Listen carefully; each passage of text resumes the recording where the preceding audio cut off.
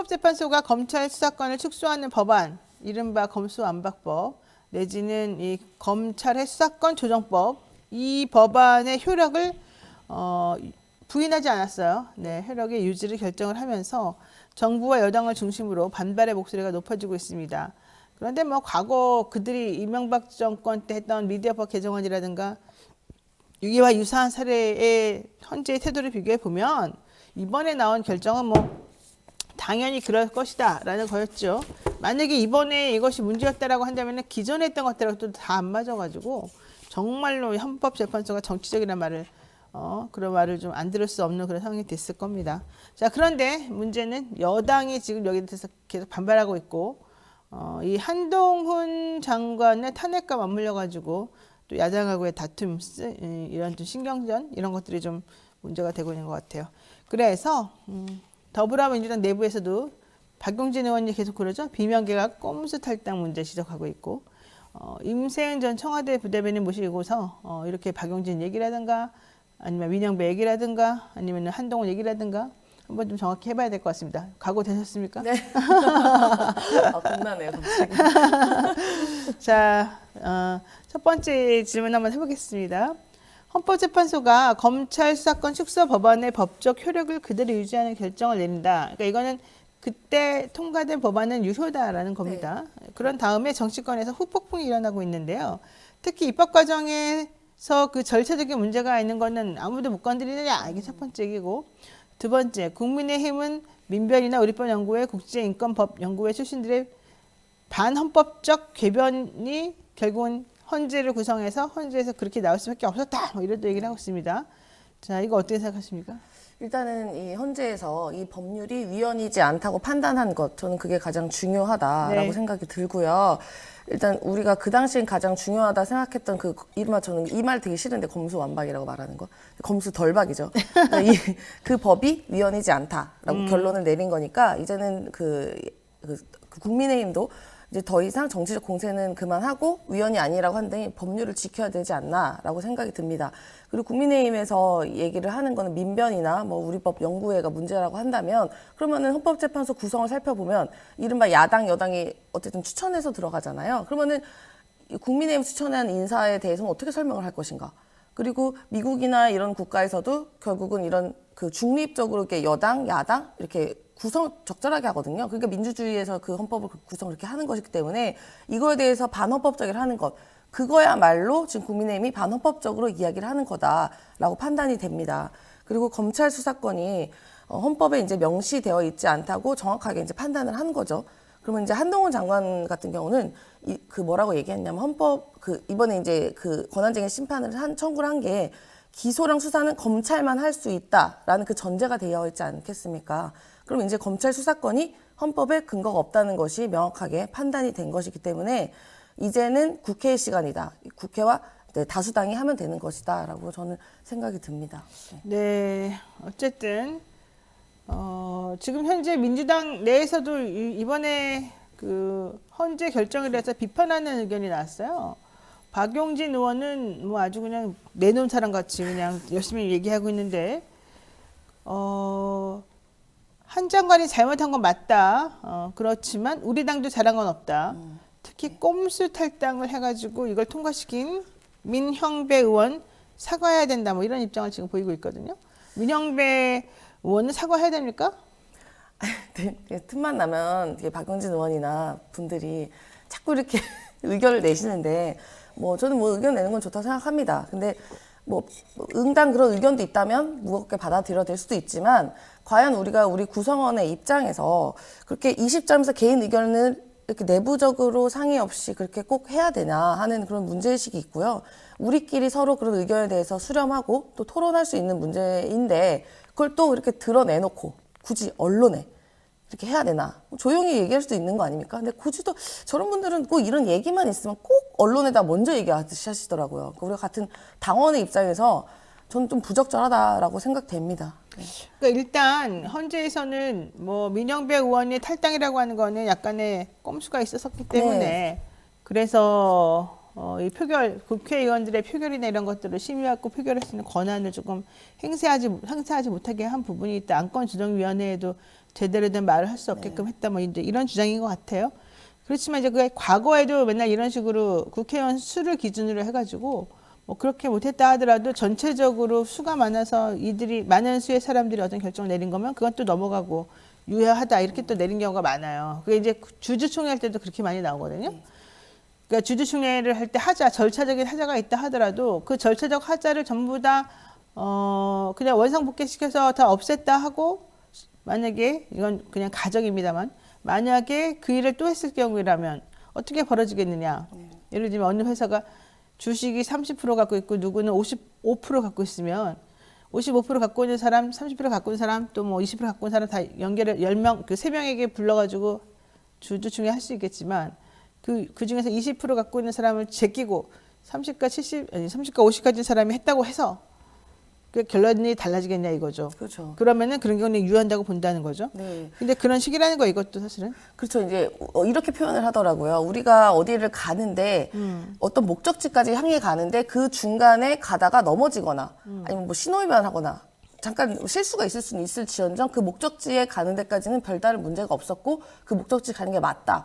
근데 이 문제라고 하더라고요. 예를 들면 그렇기 때문에 저는 지금의 그 검수 지금 이른바 그 수사권 조정 문제가 그 당시에 민주당에서는 엄청나게 절실한 문제였고 그리고 꼭 해결해야 되는 문제였기 때문에 사실은 그 전에는 원래는 양향자 의원이 실제로는 이 표결에 대해서 뭐 제가 듣기로는 그렇죠. 보도에 의하면 예. 찬성의 표결이 있었다가 갑자기 바뀌었잖아요. 네, 갑자기 그렇기 때문에 바뀌었죠. 할 수 없었던 어떻게 보면 절체절명한 일이었기 때문에 민주당으로서는 최선을 이어지 않았나 하고 있었습니다. 근데 굳이 지금 와서 다시 이제 헌재에서 문제가 없다. 사실상 그게 꼼수 있었지만 결론적으로 문제가 없다 판단을 한 것을 굳이 또 목소리를 그 당내에서 내는 게 과연 옳은가 하는 저도 뭐 그런 비판의 지점의 소지가 있긴 합니다.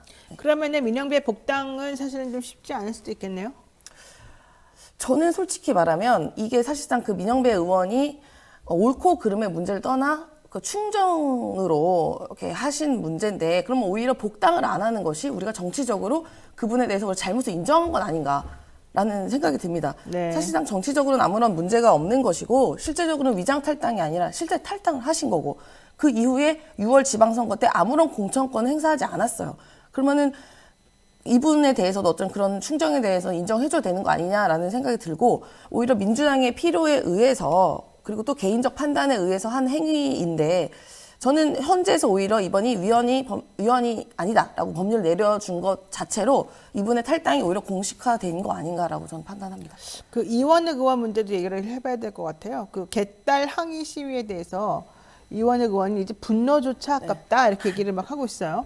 이재명 대표는 여기에 대해서 즉시 중단해달라 이렇게 요청도 하고 있는 중인데 이재명 대표가 중단하라 그러면 다 중단이 되고 정리가 됩니까? 아유 당연히 아니죠. 우리가 당원이 240만 명입니다. 늘어났어요. 240만 명이요? 네, 왜 이렇게 네. 많아졌어요? 늘어났어요. 원래 온라인 120만 명 아니었나? 더 늘어났어요. 아, 대단한데요? 네. 그러니까 많이 늘어났는데 그냥 이런 것 때문에 아마 국민들이 이렇게 주저주저 하다가 나도 목소리를 내야겠다라는 이제 의견이 많아서 많이 늘어났다고 하더라고요. 저도 네. 그 당 게시판 통해서 봤는데요.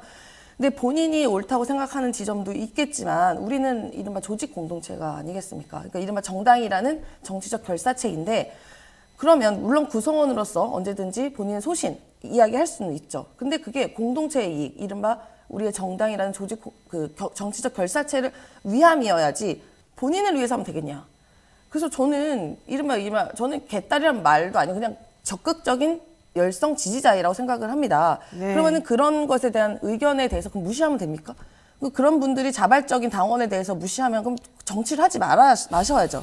그러면 조직 공동체를 위한 제언이나 소신이 되어야지 네. 이른바 본인의 정치적 이익을 하면 되겠냐. 그러면은 저는 그거는 부적절하다. 무조건 비난한 일은 아니다라고 생각이 듭니다. 한동훈 장관 이번에 권한쟁의 심판 엉터리 해가지고 각하당하고 너무 망신살이 뻗쳤다 이런 얘기도 하면서 차라리 정치를 해라 너는. 네. 한동훈 장관의 자진 사퇴가 지금 얘기되고 있는 중이란 말이에요. 그러니까 일각에서는 무슨 사퇴를 해가지고 총선 나오라 그래. 네. 일단 먼저 잘못을 좀 정리 좀 하라 그래. 법무부 장관이라고 하는 중립적 자리에서 하는 행동이 저게 뭐야? 탄핵시켜야 된다. 이제 이런 얘기가 지금 야당에서 나와요. 네. 자, 대변인께서 보시기에 한동훈 장관 어떻게 해야 됩니까? 아니, 그러니까 저는 한동훈 장관이 스스로 좀 자중하셔야 되나. 자중하셔야 된다. 그러니까 이른바 본인이 이야기하지 않으셨습니까? 일국의 장관이라고. 그럼 일국의 장관이 뭐냐? 국무위원입니다. 네. 국무위원이 뭐냐? 공무원이에요. 그러면 이른바 세금을 받는, 국민의 세금을 받는 공무원인데 이렇게 사사건건 정치적인 공무원을 받나? 저는 본 적이 없는 것 같아요. 그러니까 일간의 사안마다 본인이 의견을 너무 내는데 근데 너무 그것도 너무 가벼워 보이기도 합니다. 근데 굳이 그 예전에 그 노웅래 의원 사건 때도 나가서 뭐 봉투 부스럭부스럭 뭐 이런 얘기까지 하면서 정치적인 표현을 너무 많이 합니다. 네. 저는 좀 발언에 좀 신중하시고 언행에 신중하셔야 된다. 공무원이시기 때문에. 그리고 저는 가끔 한동훈 장관이 국민의힘의 공격수 같아요. 공격수, 대변인도 아니고 공격수 같습니다. 그러면은 차라리 옷을 벗고 정치를 하시던가 아니면 공무원, 국무위원으로서의 좀 품위와 채통을 지키셨으면 좋겠다. 좋습니다. 자, 이번 결정 이후에 정치권에서 다시 한동훈 장관 총선 출마설이 거론이 되고 있는데요. 야당하고 뭐 맨날 각을 지고 싸웠습니다만은 대야 투쟁의 선봉장 역할을 해야 된다. 한동훈이가 지금 이런 입장인 것 같아요. 여당에서는 어떻습니까? 지금도 대야 투쟁을 하시고 계신 것 같은데요. 이른바 지금 대통령이 도어 스태핑을 멈췄잖아요. 네. 근데 한동훈 장관이 본인이 도어 스태핑 하면서 본인이 메시지 관리를 하시더라고요.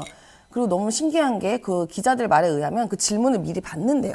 도어 스태핑 질문을? 예, 예. 그 기자들한테 미리 받고 본인이 하고 싶은 얘기를 뽑아서 거기서 이렇게 다다다다 얘기를 해서 그게 언론에 나오게 그렇게 좀 그림을 만든다는 얘기를 기자들 통해 들었습니다. 그러니까 지금 본인이 정치 활동을 너무 적극적으로 하시기 때문에 그러네. 저는 총선 뭐 놀랍지 않다고 생각합니다. 어디든 나오시겠죠. 좀 나가면 잘 될까요? 그 지역이 문제지 않을까요? 뭐 강남 얘기했던 지역, 뭐 이른바 국민의힘이 그 유리한 지역 같은데 나가면 되시지 않을까요? 본인이 그런데 요구하지 않겠습니까? 정말 광주 같은 데 나가지 않으시겠지. 그럼 기존에 있는 다른 당협위원장 후보들 괴롭겠네요. 그래서 한때 그 국민의힘 쪽에 있는 그 기자들에 의하면 한 30명 정도가 검사 출신들이 약간 포진되어 있다고 하더라고요. 네. 그래서 아마도 총선 전에 내부 분란이 있을 수도 있다라고 진단하는 분들도 계시더라고요. 자기네들도? 네, 네. 우리는 바깥에서 엄청 그 얘기 오래전부터 했는데 이제서야. 자, 어제는요. 안중근 의사의 순국 113주기 추모식이 열린 날이었습니다. 관련해서 굴종외교에 대한 야당과 시민사회 비판이 이어졌는데 고용노동부가 굴종외교, 굴욕외교를 비판하고 있는 전교조에 대해서 오히려 합당한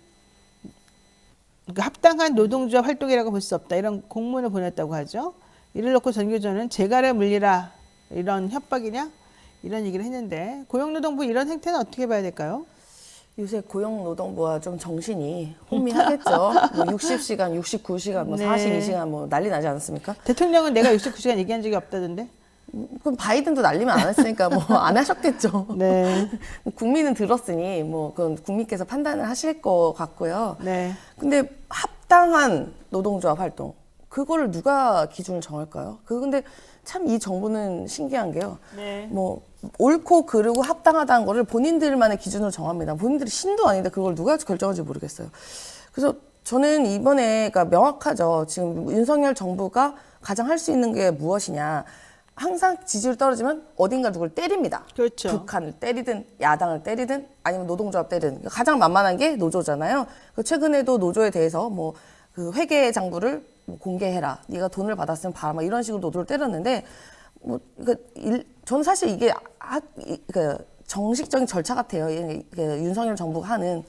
그래서 뭐 정교조나 뭐 노동조합이나 하는 이분들의 문제에 대해서는 윤석열 정부가 합당하지 않은 법에 갖춰져 있는 기준에 대해서 정확하게 지키지 않는 노조에 대해 때리는 거 이거는 정말 부적절하고 이건 국민께서 다 알고 계시다. 저는 그렇게 판단이 됩니다. 그 노동시간 관련해 가지고 호주에서는 30시간 노동으로 지금 얘기를 하고 있다고 해요. 30시간이요? 네, 일주일에. 그리고 이분들은 기본적으로 월급이나 이런 거 다 깎지 않고 근무 시간 같은 것도 줄이지 않고 그냥 원래 그대로 하던 대로 해라 이런 얘기였다는데 그러다 보니까 그 조금씩 일 못하는 사람들에 대한 이 노동력을 또 필요로 하니까 사람이 또 고용이 돼야 되고 뭐 여러 가지 순환이 좀 일어나는 것 같더라고요. 근데 우리나라 같은 경우는 2배를 하고도 좀 더 하라는 얘기인데 아휴 모르겠어요. 일단 일하다 죽을 것 같아. 일을 해도 돈을 적당히 잘 주든가 그러진 않잖아요. 임 대변인도- 노조도 못하게 하는데. 임 대변인도 그러죠. 네. 그러니까 이게 보통 회사에서 연차 같은 거 쓰라고 맞아요. 그러는데 연차를 다 못 못 써요. 왜냐하면 이제 일정이 많고 뭐가 많으니까 월차 저희 사무실 월차는 만들어 쓰고 사실 여름에 휴가도 주고 겨울에도 휴가 주니까 그게 저는 전부 다 월차로 다 정리가 되는 걸로 알고 있는데 또 직원들은 그렇게 안 하고 자기네 마음대로 이거를 어떻게 붙여가지고 연차는 연차들을 따로 남겨놓고 또 놀 거 놀기를 하고 이러더라고요. 그래서 내가 그런 계산을 내가 잘 못해가지고 이제 쉰다 그러면 무조건 쉬게 했어요. 그러고 났더니 나중에서는 그래도 얼마 남았다고 그거를 돈으로 달라고 그러더라고요. 그래서 알았다 해서 돈으로 줬는데 차라리 그렇게 할 것 같으면 지금 이 대통령이 얘기하고 있는 거는 그렇게 돈으로 주는 거 하지 말고 그냥 몸으로 쉬게끔 다 해두라는 거잖아요. 근데 그렇게 몸으로 쉬게끔 다 해주려고 하면 사실 뭐 돈이 필요한 사람도 있고 또 노는 게 필요한 사람도 있으니까 사람마다 다르겠습니다만은 이게 좀 일률적이었으면 좋겠는데 그것도 좀 아닌 것 같고 글쎄요. 잘 모르겠어요. 그래서 결과적으로 이 세대, MZ세대, 대통령이 좋아하는 MZ세대는 기본적으로 우리보다 훨씬 더 일하는 걸 좀 조금 하고 자기 생활을 즐기겠다는 건데 대통령이 이렇게 거꾸로 가고 있으니 애도 날 시간도 없고 놀 시간도 없고 일할 시간만 있고 뭐 우리가 일하다 죽는 기계도 아니고 자꾸 이런 생각이 드는 거예요. 그래서 외국 사례를 자꾸 쳐다보게 되는데 좀 거꾸로 간다 노동은 이런 생각 안 할 수가 없습니다. 대통령께서 좀 일을 더 하셔야 되는 거 아닌가 싶습니다.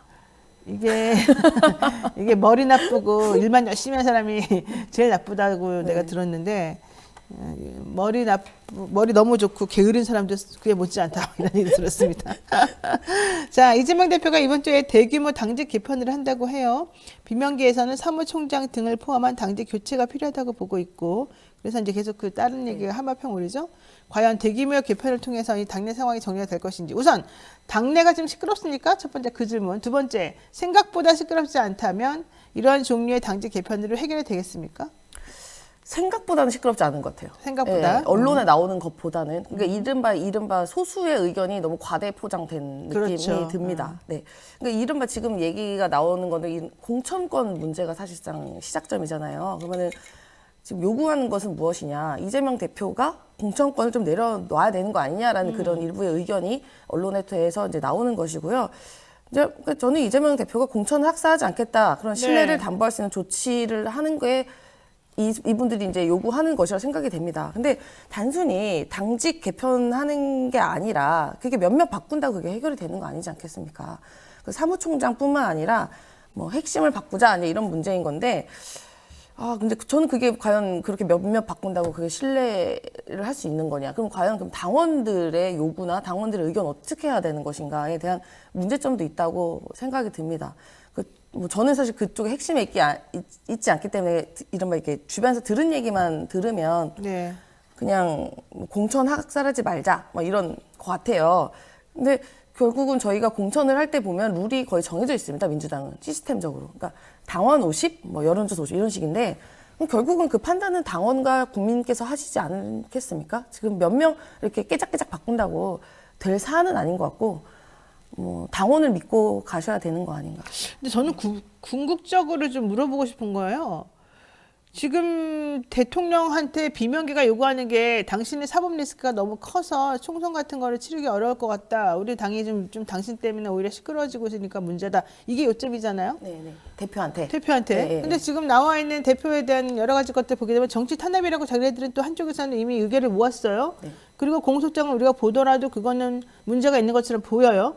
그럼 이 시점에서 할 수 있는 거는 대표가 뭘 한다 이건 두 번째 문제고 일단 현재로서는 대표에 대해서 가해지는 이런 종류의 문제점은 심각한 거니까 당신들 검찰도 이러면 안 됩니다. 여당 이렇게 너무 한 대표 그러니까 한 야당의 대표를 이렇게까지 고문하고 괴롭히면 안 됩니다. 라고 하면서 일단 똘똘 뭉쳐줘야죠. 근데 그 똘똘 뭉치는 건 안 하고 저 멀리 가 있는 공천 얘기만 주구장창 하는 거예요. 난 옛날부터 이상했지만 민주당 여러분 잘 들어보세요. 민주당에 있는 의원님들. 지금 도대체 대표에 대해서 이렇게까지 말도 안 되는 기소가 이루어졌다고 지난주에 여러분들께서 했잖아요. 다 의결을 했잖아요. 그래서 80조, 당원 80조가 있지만 어쨌든 우리는 예외라고 생각해서 정치 탄압으로 규정했고 그래서 그 분에 대해서 직무 집행 정지 안 하겠다는 게 요점이었는데 그렇다면 당 대표로서 할 수 있는 일을 하게끔 밀어주고 응원해주고 도와줘야 되는 건데 거기다 또 발목 잡으면서 너 공천 나중에 못하게 할 거지, 공천 이상하게 할 거지, 나 안 지켜줄 거지 이러면서 그 사람들 발목을 계속 잡으면 그게 무슨 명분이 쓰냐고 무슨 말이 되냐고요. 저 이럴 때는 그렇게 하면 안 되죠. 우선 내분이 없다는 걸 확인하게 보여주고 확실하게 보여주고 그 다음에 만약에 내가 없으면 뭐가 대안이 있냐? 물어보고 없잖아요. 그러면 그런 거 신경 쓰지 말고 이제는 당이 한 방향을 향해서 나아가도록 하고 그게 가장 맞는 말 아닙니까? 근데 거기다 대고 왜 공천 학살 얘기가 나오는지 무슨 이재명 대표가 공천 학살을 한다고 말을 했어요. 공천 학살의 낌새를 보여줬어요. 공천 학살을 해야만 하는 상황이 있어요. 뭐 때문에 공천 가지고 이 지랄 발광들을 하는 거예요? 나 너무 궁금해. 내가 꼭 물어보고 싶어. 이 비명계인지 누구 뭐 무슨 계인지 내가 궁금한 게 지금 현재에서 왜 갑자기 공천 학살 갖고 지랄 하냐? 이거 내 미안한데 이런 말을 하면 안 되는데 공천 학살이라고 하니까 지금 뭐 경험이 있어요? 이재명 대표가 공천 학살을 한 역사가 있어요? 아니면 지금 이 시점에서 공천 학살이 중요해요? 참 총선 내년에까지 아직 한참 남았는데다가 남고 안 남고를 떠나가지고 지금 정치 탄압이라고 하는 건 이 사람이 아무리 잘해도 외부에서 나라가 힘으로 찍어 누르겠다는 건데 지금 대표가 이렇게 당하고 있는데 옆에 앉아갖고 야 너 빨리 나가 너 빨리 당에서 나가면 내가 공천 내가 잡고서 뭐라도 한번 해볼게 이런 지금 꼼수를 보이고 있잖아요. 이게 지금 말이 맞는 말이에요? 나는 이러면 부끄러울 것 같은데 왜 본인들은 마치 엄청나게 도덕적이고 엄청나게 당을 생각하는 뭐 마치 현자인 것처럼 딱 거리를 두고 야 그래 그렇게 지저분한 거 니네 다 들고 나가 다 나가 내가 알아서 할게 이런 모양새 지금 취하는데 자기네들이 그렇게 능력이 있었으면은 자기네들이 대선 후보 나가지 자기네들이 경선 후보 나가지 왜 거기 경선 후보 대선 후보 끼지도 못하고 다 떨어져 놓고 인제 와가지고 공천 학살 운운하냐고요. 공천 학살을 한 예가 있으면 말을 해보라고요. 나는 하도 답답해갖고 내가 남의 당 얘기를 하고 싶지 않았는데 내가 너무너무 답답하고 내가 너무너무 짜증이 나. 그러면 좋아. 짜증이 나게 하지 말고 좋아요. 노영이 흥분하지 마. 내가 말해줄게. 우리는 이런 식으로 갈 거야. 나한테 계획을 세워서 말을 해주든지 아니면 당신이 이렇게 말했지만 우리 이런 대안이 있으니 이 대안으로 가면 얼마나 좋겠어라고 청사진을 보여주든지 이것도 아니고 저것도 아니고 오로지 자기네 공천 못 받을까 봐 일어나지도 않은 공천 학살이니 일어나지도 않은 뭐 뭐니 아 정말 난 너무너무 지긋지긋해가지고 이 공천 학살 입을 담는 그 순간 그 사람들이 너무 싫은 거야. 박영진 너무 싫은 거야. 왜? 박영진 나 솔직히 박영진은 옛날에 그렇게 싫어하진 않았는데 이분은요 맨날 양비료만 들고 나와요. 무슨 민주당원이 양비료 들고 나와요. 미친 거 아니야? 근데 나가서 그러면 국민의힘 가서 양비료를 들어요. 그러니까요. 나와가지고 민영배 탈당 꼼수도 뭐 사과해야 된다? 민영배가 탈당 꼼수를 왜 하게 됐습니까? 맞아요. 검수완박을 왜 하게 됐습니까? 그 검수완박했는데 그래서 헌재에서는 오케이라고 해준 거잖아요. 그럼 본인이 지금 뭐 한동훈을 탄핵시키자 이런 말 나오는 게 뭐 부적절하다? 한동훈 탄핵시키는 게 나오는 게 부적절한 게 아니라 당신이 거기에 얹어가지고 거기 숟가락을 얹어가지고 민영배 복당을 못 맞게 하는 못 들어오게 하는 민영배를 못 들어오게 하는 그 꼼수가 더 웃긴 거예요. 자기네들이 당을 위해서 뭘 했다고 이렇게 시끄럽게만 하고 학살이니 운운하는지 모르. 학살의 증거를 갖고 와봐요 그러면 학살의 증거를. 노영이 만세. 아니 그렇잖아요. 옛날에 학살의 증거는 김종인밖에 없었어요. 민주당에서. 맞아요. 네. 근데 김종인 결과적으로 그때 이해찬 대표 학살했죠. 네. 그렇지만 그분은 어떻게 됐습니까? 팔선으로 다시 혼자 알아서 올라왔잖아요. 그럼 그런 거라도 하든가 능력 있으면 그렇게 하라고. 그래서 잘 됐잖아요 그때 당시에는. 네. 지금 뭐야 이게 지금 아무런 능력도 없고 떠들기만 하고 맨날 화환 내고 명분도 없고 머리도 진짜 나빠 내가 봤을 때는. 머리 내가 솔직히 더 좋아 내가 진짜 말하고 싶지 않았는데 머리는 내가 더 좋은 것 같아. 얼굴은 그분이 더 나아. 네 인정해요. 노영희 의원님이래. 노영희를 당대표로. 아 내가 그냥 하도 어이가 없어가지고 역시. 한번 내가 해봤어요. 역시 우리 노영희 변호사님. 하도 그냥 시끌시끌하고 내가 이해할 수 없는 그 공천 얘기를 하도 지랄거리고 하길래 그러면 도대체 공천 학살을 한 예를 갖고 와봐라. 네. 그것 때문에 뭐가 문제였는지를 그러면 이재명 말고 다른 대안을 갖고 와봐라. 그런 건 하나도 없어. 이분도 오로지 야 당신 너 여기 해줄게 이거 해줄게 공천 무조건 확실히 해줄게 이러면 입 다물 거예요. 그렇죠. 근데 그런 거 하기 싫잖아요 우리가. 왜 그렇게 하면 안 되니까. 네. 그러니까 이재명 대표가 8월에 이제 당대표가 됐는데 그때부터 이 얘기가 그러니까 나왔습니다. 똑같은 얘기만 해. 지금 이제 한 10개월 됐는데 그때도 똑같고 지금도 똑같아요. 그럼 본인이 그럼 당에서 뭐를 했냐? 그럼 결국은 본인들이 그동안 언론에서 한 거 주장만 했어. 이 사람들은 할 생각도 없고 맞아요. 당을 어떻게 할 생각도 없고 오로지 자기 공천권만 지금 들고 이러는 거야. 네, 나보고 맞아요. 어떤 분이 네. 야 노영이 드디어 분탕질에 가세했구나. 분탄질 스미글 너무 TV님께서 분탄질 가세했구나 그러는데 그래 나 가세했다. 아니에요. 분탄질 가세한 거 아니고 내가 답답해서 맞아요. 그 공천 학살이라는 말이 있을 때 나온 근거도 없고 자꾸 시끄러운데 자극적이니까 일부러 자꾸 하는 거 아는데 그런 거 하지 말라고. 맞아요. 그리고 여당이고 야당이고 뭐 하나 나오면 건수 잡았다고 자기네 그냥 뭐 털어가지고 언론에 하나 내보내려고 하는 그런 거 하지 말고 본인들이 정말로 이 당을 위해서 무슨 일을 했는지 무슨 희생을 했는지를 생각한 다음에 좀 이런 얘기를 떠들려고 하는 거예요. 맞습니다. 지금 저 윤석열이라는 그 거대 집단, 그 악마 같은 집단과 싸우고 있는 상황에서 굳이 당내에서 이런 시끄러운 소리를 내야 되냐. 그럼 결국은 보면 본인의 공천과 관련된 문제인 거지잖아요. 너무 비겁하고 맞습니다. 비열하죠. 네. 자, 우리 폼둥이님, 야 역시 시원한 노변 최고입니다. 너무 감사드리고요. 좀 전에 지리산 불다람쥐님 처음으로, 야 감사드립니다. 근데 우리 이렇게 슈퍼챗 별 많이 안 오는데 이거 해도 되는지 모르겠네. 제가 이따 가면서 슈퍼챗 쏠게요. 저희 노영희 변호사 팬이어가지고. 아 그럴까요? 네. 자 어쨌든 오늘 일단 이 번까지 여기까지 정리되고요. 하나만 여쭤보고 갈게 이제 끝낼게요. 네. 전두환 씨 일가 비리를 폭로했던 손자 전우원 씨가 오늘 28일 한국에 들어온다고 합니다. 본인 잘못했다고 사과하고 다시는 가족에게 이런 뭐 폭로 안 하겠다고는 했습니다만 도착한 이후에 광주로 가서 사과하겠다는 의지를 밝혔어요. 이게 노태우 전 대통령의 아들이 사실은 이렇게 또 사과했던 것하고 좀 비교를 해볼 수 있을 것 같은데 광주에서는 이거 너무 좋다, 난 환영이다 이랬다는 거거든요. 이건 어떻게 보십니까? 뭐 저는 좀 떠나서 전두환이 그 사과하지 않고 그렇게 돌아가신 것에 대해서는 너무 안타깝다고 생각합니다. 근데 그거에 대해서 이제 손자죠. 그 손자가 이제 그 문제 의식을 갖고 뭐 광주가 사과하겠다, 뭐 그 의지에 대해서는 존중을 합니다. 근데 굳이 또 손자가 아니라 아들들은 사과 안 하나요? 저는 그것부터 더 좀 궁금하고 아쉬운 것은 아들들이나 이런 부분들 뭐 누구죠? 박상아 네, 이 씨랑 전재영. 그분들이 가서 먼저 진정어리 사과를 해야 그 광주에 계신 분들의 마음 풀리지 않나. 뭐 진정성이 그래야 저 신뢰가 되지 않을까라고 생각이 듭니다. 네. 그래요. 네. 자 어쨌든 전 의원 씨 좀 안타까운 마음이 듭니다. 또 마지막에 병원 끌려가는 모습 보니까 사실은 상당히 마음이 안 좋은데요. 맞아요. 자 보세요. 당신들이 잘못하니까 당신들의 자식과 당신들의 손자가 그렇게 힘든 겁니다. 당신들이 그 사랑하는 손자와 자식을 위해서 나쁜 짓 많이 하고 다른 사람 괴롭히고 다른 사람의 목숨을 뺏고 그랬잖아요. 지금 당신 자식들 보세요. 잘 됐어요? 이게 이 당대에서 바라볼 수 있는 거예요. 남한테 나쁜 짓 하면요. 본인이 아니면 본인 자식이 받아요. 이 얘기는 정말 만고불변의 진리예요. 나는 그래서 정말 자식들에게 다른 사람에게 잘해야 된다고 생각하고 있습니다.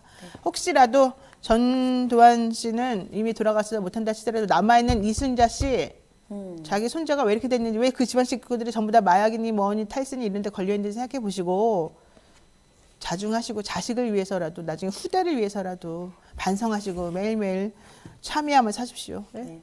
알겠습니다. 여기까지 해야 되겠습니다. 고맙습니다. 네, 감사합니다.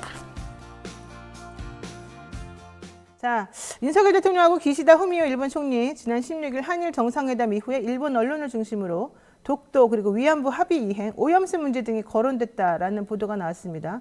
우리 정부는 기억이 없다, 정상들의 대화는 공개할 수 없다 이딴 발언으로 사실은 면피를 해보고 싶어 했으나 결과적으로는 인정을 했습니다. 뭐 그런 대화가 나온 것은 사실인 것으로 보이고요. 이에 길원옥 할머니 등 위안부 피해자들은 법정에서 대리해온 국제통상 전문가 송기호 변호사의 도움을 많이 받으면서 사실은 힘을 얻고 있는 상황인데요. 그래서 이 송기호 변호사가 당시 정상들 간의 회담 내용이 무엇이었는지 알려달라, 이런 정보 공개 청구를 제기했습니다. 그래서 제가 또 발빠르게 우리 송기호 변호사님을 직접 모셨는데요. 자세한 이야기를 한번 들어보도록 하죠. 안녕하십니까? 네, 안녕하세요, 노영희. 네. 불러주셔서 감사합니다. 아유, 아닙니다. 너무 뜻깊은 일을 많이 하시니까. 감사합니다. 사실은 뭐 송 변호사님은 이번 건만 아니라 계속해서 전 정부부터 시작해서 공개를 요구하는 그런 활동을 예전에 많이 하고 계시잖아요. 정보 공개 청구라는 게 네네. 힘없는 사람이 할 수 있는. 네. 힘이 없어서 할 수 있었다. 네. 네. 뭐 어떤 종류의 정보 공개를 청구하셨습니까? 제가 주로 이제 국제 통상 이런 걸 하다 그렇죠. 보니까 네.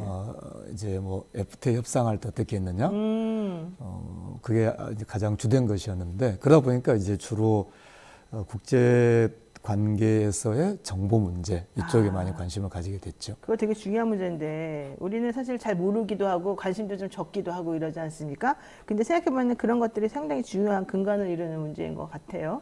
그래서 저도 사실은 국제 통상 이런 데 잘 모르기도 하고 관심이 안 가졌는데 송 변호사님 보면서 많이 배웁니다. 자, 먼저 실질적으로 한번 해보겠죠. 네. 해보죠. 지난 20일에 대통령실에 그러니까 공개 거부 가능성을 낮추기 위해서라도 기시다 총리 발언 내용은 일단은 빼겠다. 왜냐하면 다 언론에 많이 보도가 된 거니까. 대신에 나머지 것들에 대해서는 당신들이 좀 알려달라. 이제 이런 얘기를 했습니다. 왜냐하면 기시다 총리 발언에 들어가면 이거 총리의 발언이 있는 거라 위험하니까 안 보여주겠다라고 할 것 같아서. 자, 그래서 이번에 정보공개 청구를 하셨다는 건데, 자, 첫 번째, 무엇을 정보공개 청구하셨는지, 그 정보공개 청구를 하게 된 경위는 무엇인지, 그래서 현재 어떻게 되어가고 있는지 세 가지를 한번 여쭤볼게요. 지금 이제 아까 말씀하셨듯이 정상회담 때 박근혜 정권 시기에 위안부 합의를 이행해달라. 네. 그리고 이제 독도 문제도 제기됐다. 이 두 개를 들었을 때 일단은 위안부 그 합의 이행해달라고 하는 것은 정의기억연대가 있잖아요. 네. 정의기억연대와 협의해서 정보공개 청구를 했고요. 그러니까 네.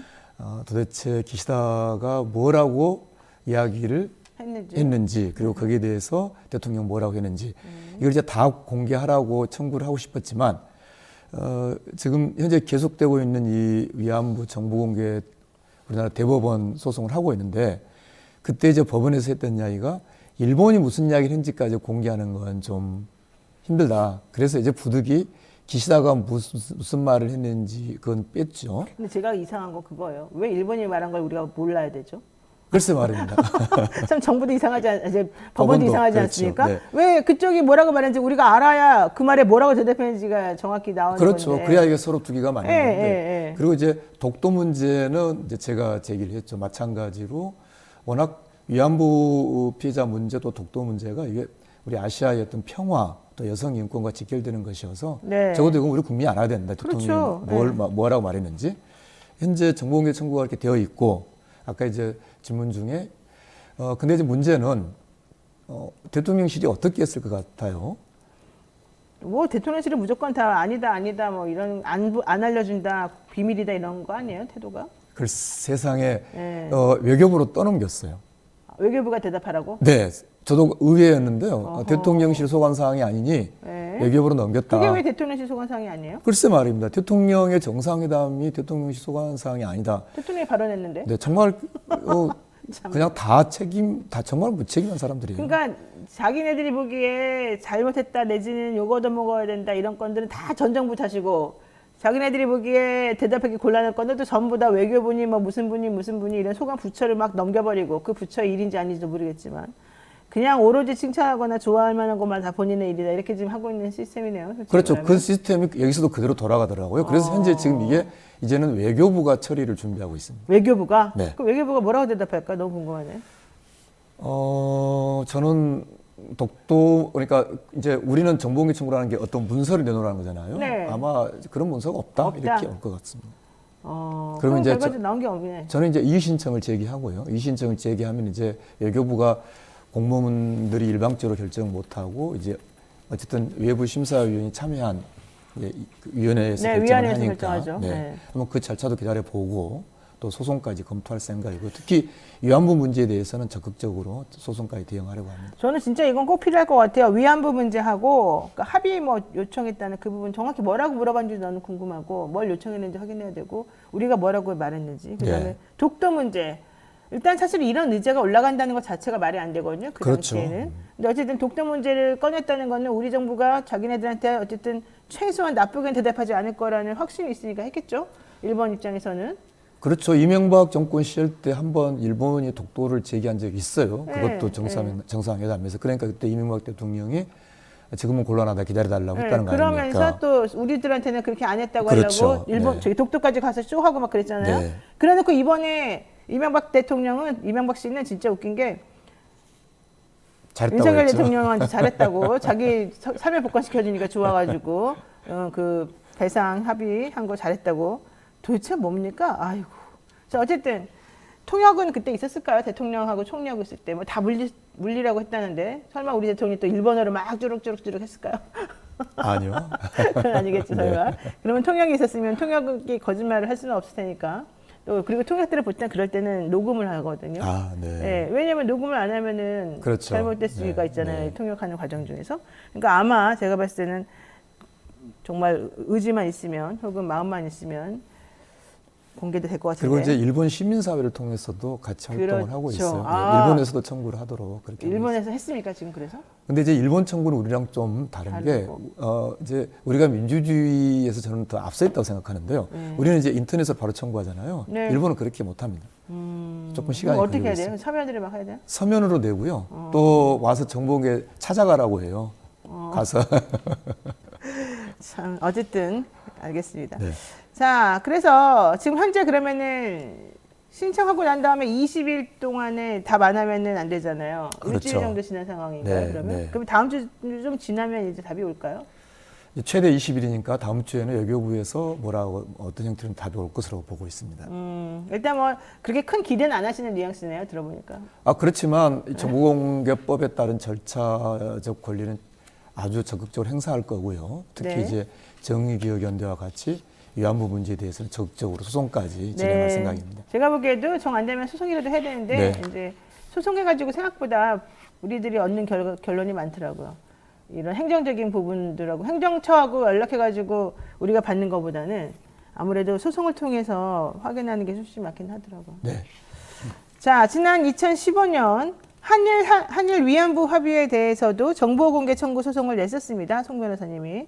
그래서 1심을 승소했죠. 하지만 2심에서 재판부가 일본의 동의 없이 외부에 노출되면 외교적 신뢰관계에 타격을 받을 수 있다 이러면서 공개하지 말아라라고 했단 말이에요. 그래서 지금 대법원에서 심리 중이고 이게 지금 한 4년째 진행되고 있지 않습니까? 그렇죠. 대법원 네. 심리가. 자, 결론이 어떻게 나오겠습니까? 서로 서면이 왔다 갔다 했을 텐데. 저는 이제 이후에 그러니까 그 2심이 잘못된 판결을 내린 이후에 일본의 행태들을 계속 제가 대법원에 문제 제기를 하고 있어요. 네. 그러니까 2심에서는 마치 이제 일본도 어떤 신뢰관계를 지키기 위해서 노력할 것 같은 그런 전제를 달았는데 네. 실은 2심 패소 이후에 일본이 더 노골적으로 소녀상 철거를 계속 요구하고 또 이제 뭐 강제 연행이 없다. 다시 말해서 위안부 관계 문제 동원이 아니다. 예, 위안부 문제 그런 본질을 어떤 비난하고 그렇기 때문에 오히려 2심이 내렸던 그런 신뢰관계를 깨뜨린 것은 오히려 일본이다.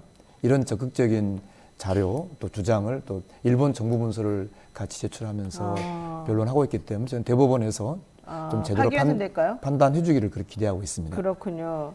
한일 정상회담에서 나온 의제들이 그렇게 막 마음대로 거론되는 것에 대해서도 계속 국민들은 불만이 많았었습니다. 일본 측이 우리를 너무 무시하는 것뿐 아니라 자신감이 도대체 어디서 나오길래 저런 말을 할까 이런 생각이었는데 하지만 우리 정부는 계속해서 아니다 이런 말로만 지금 했어요. 근데 결과적으로는 그게 거짓말이다라고 하는 생각이 좀 사실 많이 들어요. 우리 정부가 국민들에게 제대로 된 정보를 알려주지 않고 그냥 눈 가리고 앙하는 식으로 하는 것 같다는 느낌이 좀 드는데 만약에 정부가 거짓말한 거라면 이건 어떻게 될까요? 저도 제 경험으로 그러니까 2015년 박근혜 정부 시기에 이제 위안부 협의 굉장히 오랫동안 진행됐고 그리고 이제 그 전후 과정에서 일본 정부가 공식적으로 보인 어떤 언행 이런 것들을 보면 제 개인적인 판단으로는 이번에도 역시 마찬가지로 일본은 그때 방식을 적용했을 거고요. 그래서 일본의 언론에서 나오는 이야기들이 저는 맞다고 봐요. 맞을 거라고 생각합니다. 그래서 정부가 한국 정부가 우리 국민에게 진실을 이야기하지 않고 있다 그렇게 생각하고 있습니다. 그럼 거짓말쟁이 정부가 되는 겁니까? 계속해서 우리는 국민은 그냥 그럴 줄 알았어 이러고 끝이 나는 걸까요? 근데 이제 이게 문제는 네. 단지 한 정권의 문제가 아니라 이게 위안부라든지 독도라든지 이런 문제는 우리 아시아의 평화 또 역사 정의의 문제라는 것이죠. 네, 네. 그렇습니다. 근데 어쨌든 중요한 거는 역사를 제대로 알고 혹은 정리하지 않고 넘어간 미래는 없다는 거 이거를 또 알아야 될 것 같은데 그냥 당장 눈앞에서 거짓말로 모면한다고 해서 해결되는 문제 아니다. 이걸 꼭 좀 알려주고 싶고요. 어쨌든 정상회담에서 어느 정도 의견 교환이 이루어졌고 우리 대통령이 그렇다라고 좀 해줬을 가능성이 사실 저는 있다고 봐요. 묵인하고 내지는 묵인을 빙자하여 더 넘어서서 뭔가 술 먹은 김에 맞습니다. 당신 다 가지세요. 이랬을 가능성이 있고 물론 설마 그럴까지는 알겠지만 그런 것 때문에 저는 맨날 걱정되거든요. 이제 일본 정부의 외교라는 거는 굉장히 어떤 일관돼 있어요. 그러니까 특히 이제 아베 이제 지금은 뭐 고인이 됐습니다만 네. 저는 굉장히 이번 한일 정상회담에 아베가 굉장히 기뻐하고 있을 거라고 생각을 해요. 그러니까 일본 우익이 일관되게 추구해온 전쟁할 수 있는 나라라는 그런 노선에 굉장히 철저한 이번 한일 정상회담이었다고 생각을 합니다. 네. 그렇게 본다면 대통령이 어떤 오만, 자만, 마치 뭐 국력에 걸맞게 행동했다고 하는데 우리나라 국력이 큰 국력만큼 그 국력을 어떻게 행사해야 될 것인가는 굉장히 중요한 문제거든요. 그럼요. 그런 점에서 대단히 어떤 큰 오류를 범한 정상회담이라고 생각합니다. 아니 그러니까 전혀 아무런 이유가 없는 거예요. 우리가 보기에는 대통령이 그렇게 해줘야 될 이유가 전혀 없거든요. 게다가 자기 개인 것도 아니고 우리 나라와 관련된 건데 그런 걸 저렇게 그냥 아주 자기 스스로는 통 크게 막 결단을 내렸다는 식으로 말하면서 하는데 결국 그래가지고 집에 있는 거 다 퍼다 주는 거나 마찬가지인 거잖아요. 어느 집안에서 만약에 아버지 어머니가 집에 뭐 조그만 귀중품이 하나 있다고 해서 애들은 다 헐벗고 굶주리고 네, 있는데 네. 그걸 다 갖다 주면서 나는 이렇게 통이 넓은 사람이고 품이 좋은 사람이야. 봐, 저 사람이 나 칭찬하잖아. 이렇게 말한다고 좋아할 사람이 어디 있겠어요. 저는 좀 솔직히 이해가 안 갑니다. 어쨌든 한일 정상회담에서든 어디서든 일본은 항상 일관적이라는 거. 이게 되게 중요한 말씀인 것 같고요. 우리는 근데 자기네 나라 자국의 이익도 챙기지 못하는 얼간이처럼 행동하고 있다는 거. 이게 중요한 것 같아요. 자, 지금 송기호 변호사와 함께 하겠습니다. 여러분, 송기호 변호사한테 질문하실 거 있으시면 저한테 올려주세요. 그리고 이철행님 얘기 자꾸 하지 마시고 그거 무시하십시오. 여러분, 누군지 뭐라고 했는지 모르겠지만. 자, 4번 질문하겠습니다. 대통령실은요, 이번 한일 정상회담을 성공이라고 보는 것 같습니다. 하지만 대부분의 국민들은 그렇다고 사실 보지 않습니다. 대통령실은 그럼에도 불구하고 국민을 설득하기 위해서 성과와 기대 효과를 담은 쇼츠 영상 3편을 공개했습니다. 경제, 안보, 문화 교류인데요. 영상을 한번 먼저 보겠습니다. 한일 관계 정상화는 우리 국민과 기업들에게 커다란 혜택으로 보답할 것입니다.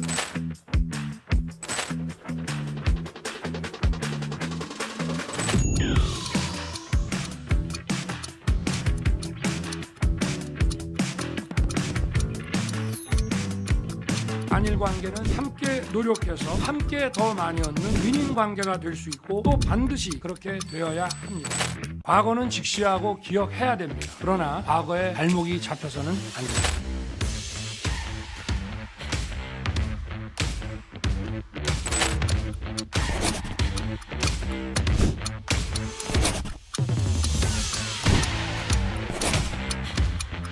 이제는 일본을 당당하고 자신 있게 대해야 합니다. 일본과도 협력하고 선의의 경쟁을 해야 합니다. 날로 치열해지는 복합 위기 속에서 한일 협력의 필요성은 더욱 커졌기 때문입니다.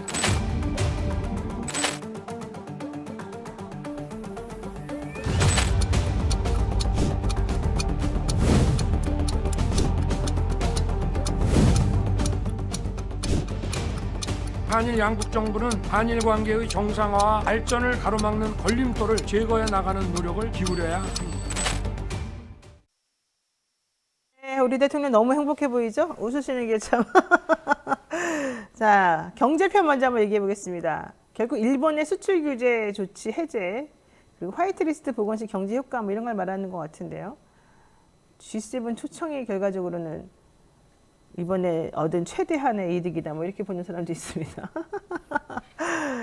사실 우리가 생각하는 수출 규제 조치 해제와 화이트리스트 복원 이게 의미가 있나요? 이제 와서? 저도 지금 쇼츠를 좀 눈여겨 처음 봤는데요. 네. 지금 저게 수출 규제 조치 해제라고 나오던데 그러니까 아니잖아요. 네, 해제 아니에요. 그렇죠. 그러니까 완화. 이제 일본의 공식적인 정부의 용어는 완화인데 완화. 이제 우리는 그걸 해제라고 하는데 한번 이 부분은 제가 좀 명확하게 좀 말씀드리고 네. 싶어요. 왜냐하면 2019년에 수출 규제 일본의 무역 보복 조치를 할 때 제가 이제 민병 국교통상위원장의 자격으로 일본에 가서 일본 변호사들뿐만 아니라 정부 또 언론인들도 많이 만나고 왔는데요. 그러니까 일본 수출 규제 조치는 해지되지 않았어요. 네. 무슨 말이냐면은 여전히 한국을 이제 그걸 일본어로 리치키라 해가지고 리 지역 그러니까 그 리 지역으로 분류해서 한국에 대해서는 여전히 원칙적으로 한국으로 나가는 수출에 대해서는 개별 허가를 하고 있거든요. 네. 근데 2019년 무역보복 전에는 개별 허가제가 아니라 한번 허가해 주면 쭉 통과하는 네. 그냥 일반 포괄 허가였거든요. 그러니까 원래대로 돌린 것도 아니고. 예, 그러니까 그렇죠? 절대 해제가 아니라는 겁니다. 네, 네. 근데 법적으로 그는 우리가 뭐 월세나 전세를 얻든지 뭐 집을 사든지 할 때 일반인들도 계약 해제가 뭐라는 것은 알잖아요. 네. 그러니까 일단 명백하게 해제라고 할 수 있는 상태가 전혀 아니다. 그런데도 쇼츠를 보니까 해제라고 하네요. 그러니까요. 네, 이거는 명백하게 이거는 국민을 우롱하는 거 아니냐. 이거는 정말 네. 맞지 않은 말이고요. 그다음에 이제 G7 문제는 오히려 제가 좀 걱정이 되는데 왜냐하면 네. 이게 G7이 5월에 있거든요. 근데 문제는 4월에 이제 후쿠시마 오염수를 방출한다는 거잖아요. 네. 그러면 이제 후쿠시마 오염수를 4월에 방출을 당하고 5월에 가서 아무 말 못 할 거예요. 그러니까 반박하거나 예. 거기에 대해서 이의를 제기하거나 좀 정확하게 따져야 되는데 그런 거 못 하겠죠. 기뻐가지고. 그렇죠. 날 그래- 초청해 줬으니 고맙다. 예, 그러니까 이러면서. 결국은 후쿠시마 오염수 방출을 묵인하고 합리화하는 그런 행사가 되기 때문에 그게 성과라고 할 수 없는 네. 것이고요. 그리고 이제 오히려 제가 염려하는 거는 2019년에 일본의 무역 보복에 맞서서 우리 중소기업들에게 이제 소부장이라 해서 네. 근데 당시 어떤 상황이었냐면 그 전에는 어떤 삼성 반도체 뭔가 어떤 혁신적인 우리 국내 기업의 소부장에 들어가고 싶어도 테스트를 해야 할 거 아니에요. 네. 그 테스트 라인이 끼지도 못했어요. 근데 그게 이제 개선돼서 일본에 대한 의존도가 많이 줄어가고 있었거든요. 네. 그러면은 그때 우리가 예산도 드렸고 중소기업의 혁신도 있었고요. 그럼 그것을 위한 어떤 계획이나 배려 전혀 이야기하지 않고 있잖아요. 그렇죠, 그렇죠. 자, 안보문화편에서도 또 얘기가 됩니다. 한일 지소미아 정상화, 2018년 이후 중단된 한일 외교 국방 2+2 국장급 협의체 복원 등인데 사실 저는 지소미아 정상화가 우리나라한테 무슨 득이 되는지를 모르겠습니다. 이건 순전히 일본을 위한 건데 게다가 외교 국방 2+2 국장급 협의체 복원 그래서 결과론적으로 잘 나와야 되겠죠, 이 얘기는. 어떻게 이제 되는 겁니까? 안보 문제는 뭐라 그럴까요? 그 자체가 오히려 더 신중하고 객관적으로 봐야 되는 것이 네. 안보의 틀이라는 게 쉽게 바꾸기 어렵거든요. 네. 이를테면 무기체계라든지 정보 공유 체계라든지 그렇기 때문에 안보 문제만큼은 이를테면 일본이 장기적으로 우리 안보에서 어떤 역할 또는 어떤 상대가 될 것인가에 대한 판단이 있어야 되는 거죠. 네. 그런 점에 대해서 저는 준비가 안 돼 있다라고 보고요. 특히 이제 지소미아 문제를 말씀드린다면 이게 정상화라는 거 표현하는데 그 내용은 뭐냐면 현재 지소미아의 그 조항 중에 만료되기 1개월 전까지 우리가 중단하겠다고 통지를 하게 되면은 이게 어떤 그 중단되도록 되어 있어요.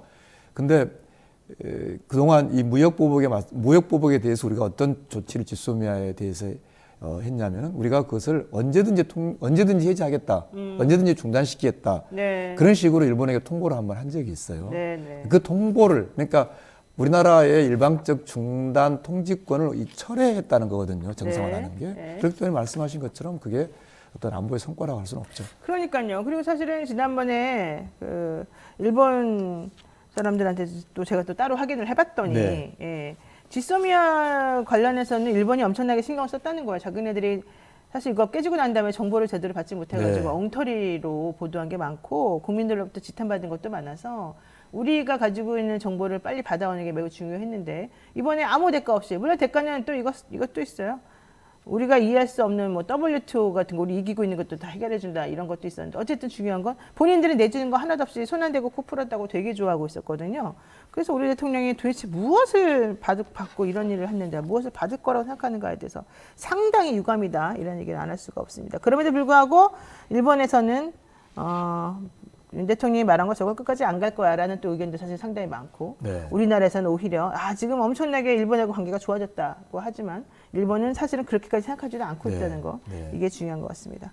자, 뭐 결과적으로는 오늘 말씀 여기까지 정리해야 될 것 같은데 한일 정상회담이 결국은 우리나라 정부에겐 돌아온 거 하나도 없이 혹은 일본에는 엄청난 선물 부대를 안겨줬는데 기시다는 일부러 우리들에게 아무것도 주지 않기로 결심했다 뭐 이런 기사도 사실 나왔거든요. 기시다가 이렇게까지 나오는 이유가 도대체 뭘까요? 저는 최근에 이제 정세현 전 통일부 장관이 통찰이라는 책을 냈는데요. 네. 거기서 이런 말을 했었어요. 미국에게 너무 가까이 지나치게 가까이 다가가면 우리가 일본 밑으로 들어가는 수가 있다. 그렇죠. 네. 그게 저는 굉장히 책 중요한 제목대로 말이네요. 통찰이 있다라고 봅니다. 네. 결국은 기시다가 원하는 것은 한미일 이른바 동맹, 그 동맹에서 한국과 일본의 관계를 명확하게 정리하겠다. 그러니까 지금 간단히 좀 말씀드리고 싶은 게 일의 순서를 한번 보면은요, 다 한국이 먼저 뭔가 한국이 먼저 움직이도록 만들고 있어요. 심지어 일본의 무역 보복에 대해서도 한국이 먼저 미안하다 WTO의 규제, WTO에 제소한 걸 처리하게. 처리하도록 한 거죠. 그러니까 일본은 이렇게 한국을 계속 이제 위치를 지으려고 하는 것이죠. 일본이 생각하고 있는 국제 질서가 있는데 한국이 거기서 어긋나는 행동을 했었다. 그래서 우리가 벌을 줬다.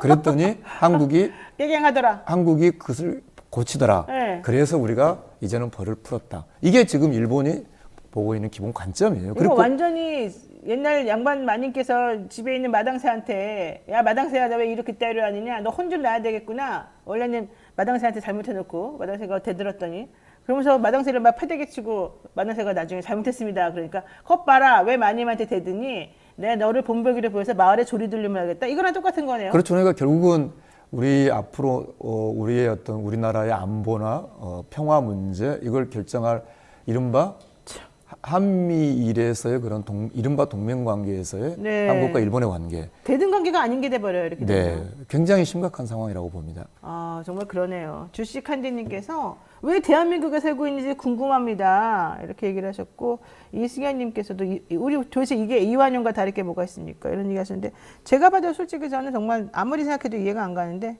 대통령이 정확하게 무슨 말씀을 하고 싶은지를 알려주셨으면 더 좋겠습니다. 대감마님한테 혼나는 마당새가 옆에 마당 잘 깨끗하게 쓰는데 낙엽이 하나 떨어진 거예요. 낙엽 떨어진 게 마당새 잘못입니까? 내 이놈 왜 낙엽을 떨어지게 만드니 나무 위에 올라가고 낙엽을 잡고 있어라. 저는 사실 이런 식으로 저희한테 했다고 생각해요. 그런데 그거를 멍청하게 제가 잘못했습니다. 낙엽을 10개씩 이렇게 팔이 10개 해가지고 잡고 있어야 되는데 대감마님 제 잘못입니다. 이러고 깨갱하는 이 모습 보고 그래야 내가 너를 용서해 주마. 이 꼬라지를 지금 보고 있다는 얘기잖아요. 저는 상식적으로 납득이 안 가지만 또 높으신 분들의 의견은 다를 수도 있으니까 제가 일단 오늘 넘어가야 되겠습니다. 손기호 변호사님 이번에 송파에서 활동하고 계시죠? 아, 네. 원래 얘기 좀 해주세요. 네. 제 변호사 사무실도 송파에 있고요. 또 송파 시민단체 활동도 오랫동안 해왔습니다. 그러니까 송파에서 사무실도 하시고 송파 시민단체 활동 오래 하시고 네. 무슨 뭐 보관이 있으신가 봐요. 송파에서 뭘 하시려는? 네, 송파에서 뭔가 네. 의미 있는 변화를 만들어 볼 그럴까요? 생각입니다.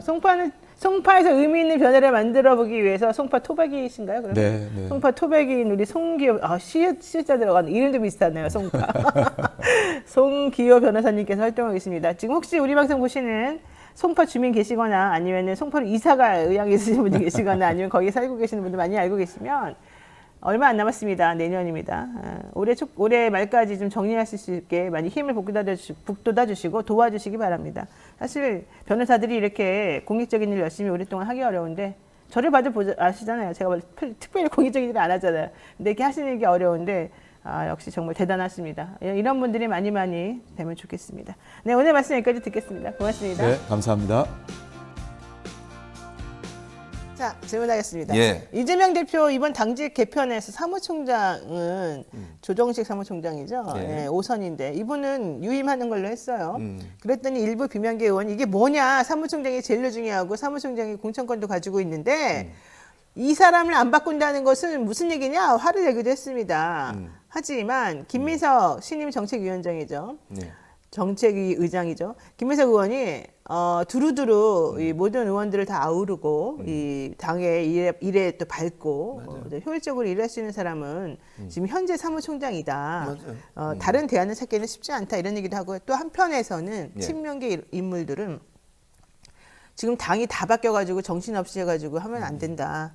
어느 정도는 바뀐다 하더라도 또 내부에서 이재명 대표와 같이 굳건하게 흔들리지 않게끔 당을 운영하게 하는 사람도 필요한 거 아니겠느냐 이런 얘기했습니다. 자, 어떻게 보십니까 이번 당직 일단 개편? 김민석 의원이 좀 말이 맞다고 생각해요. 사무총장이 물론 당의 살림을 책임지는 거거든요. 그러니까 예산 뭐 이런 거 쓰는 거, 그다음에 조직 관리하는 거 이거 다 해요.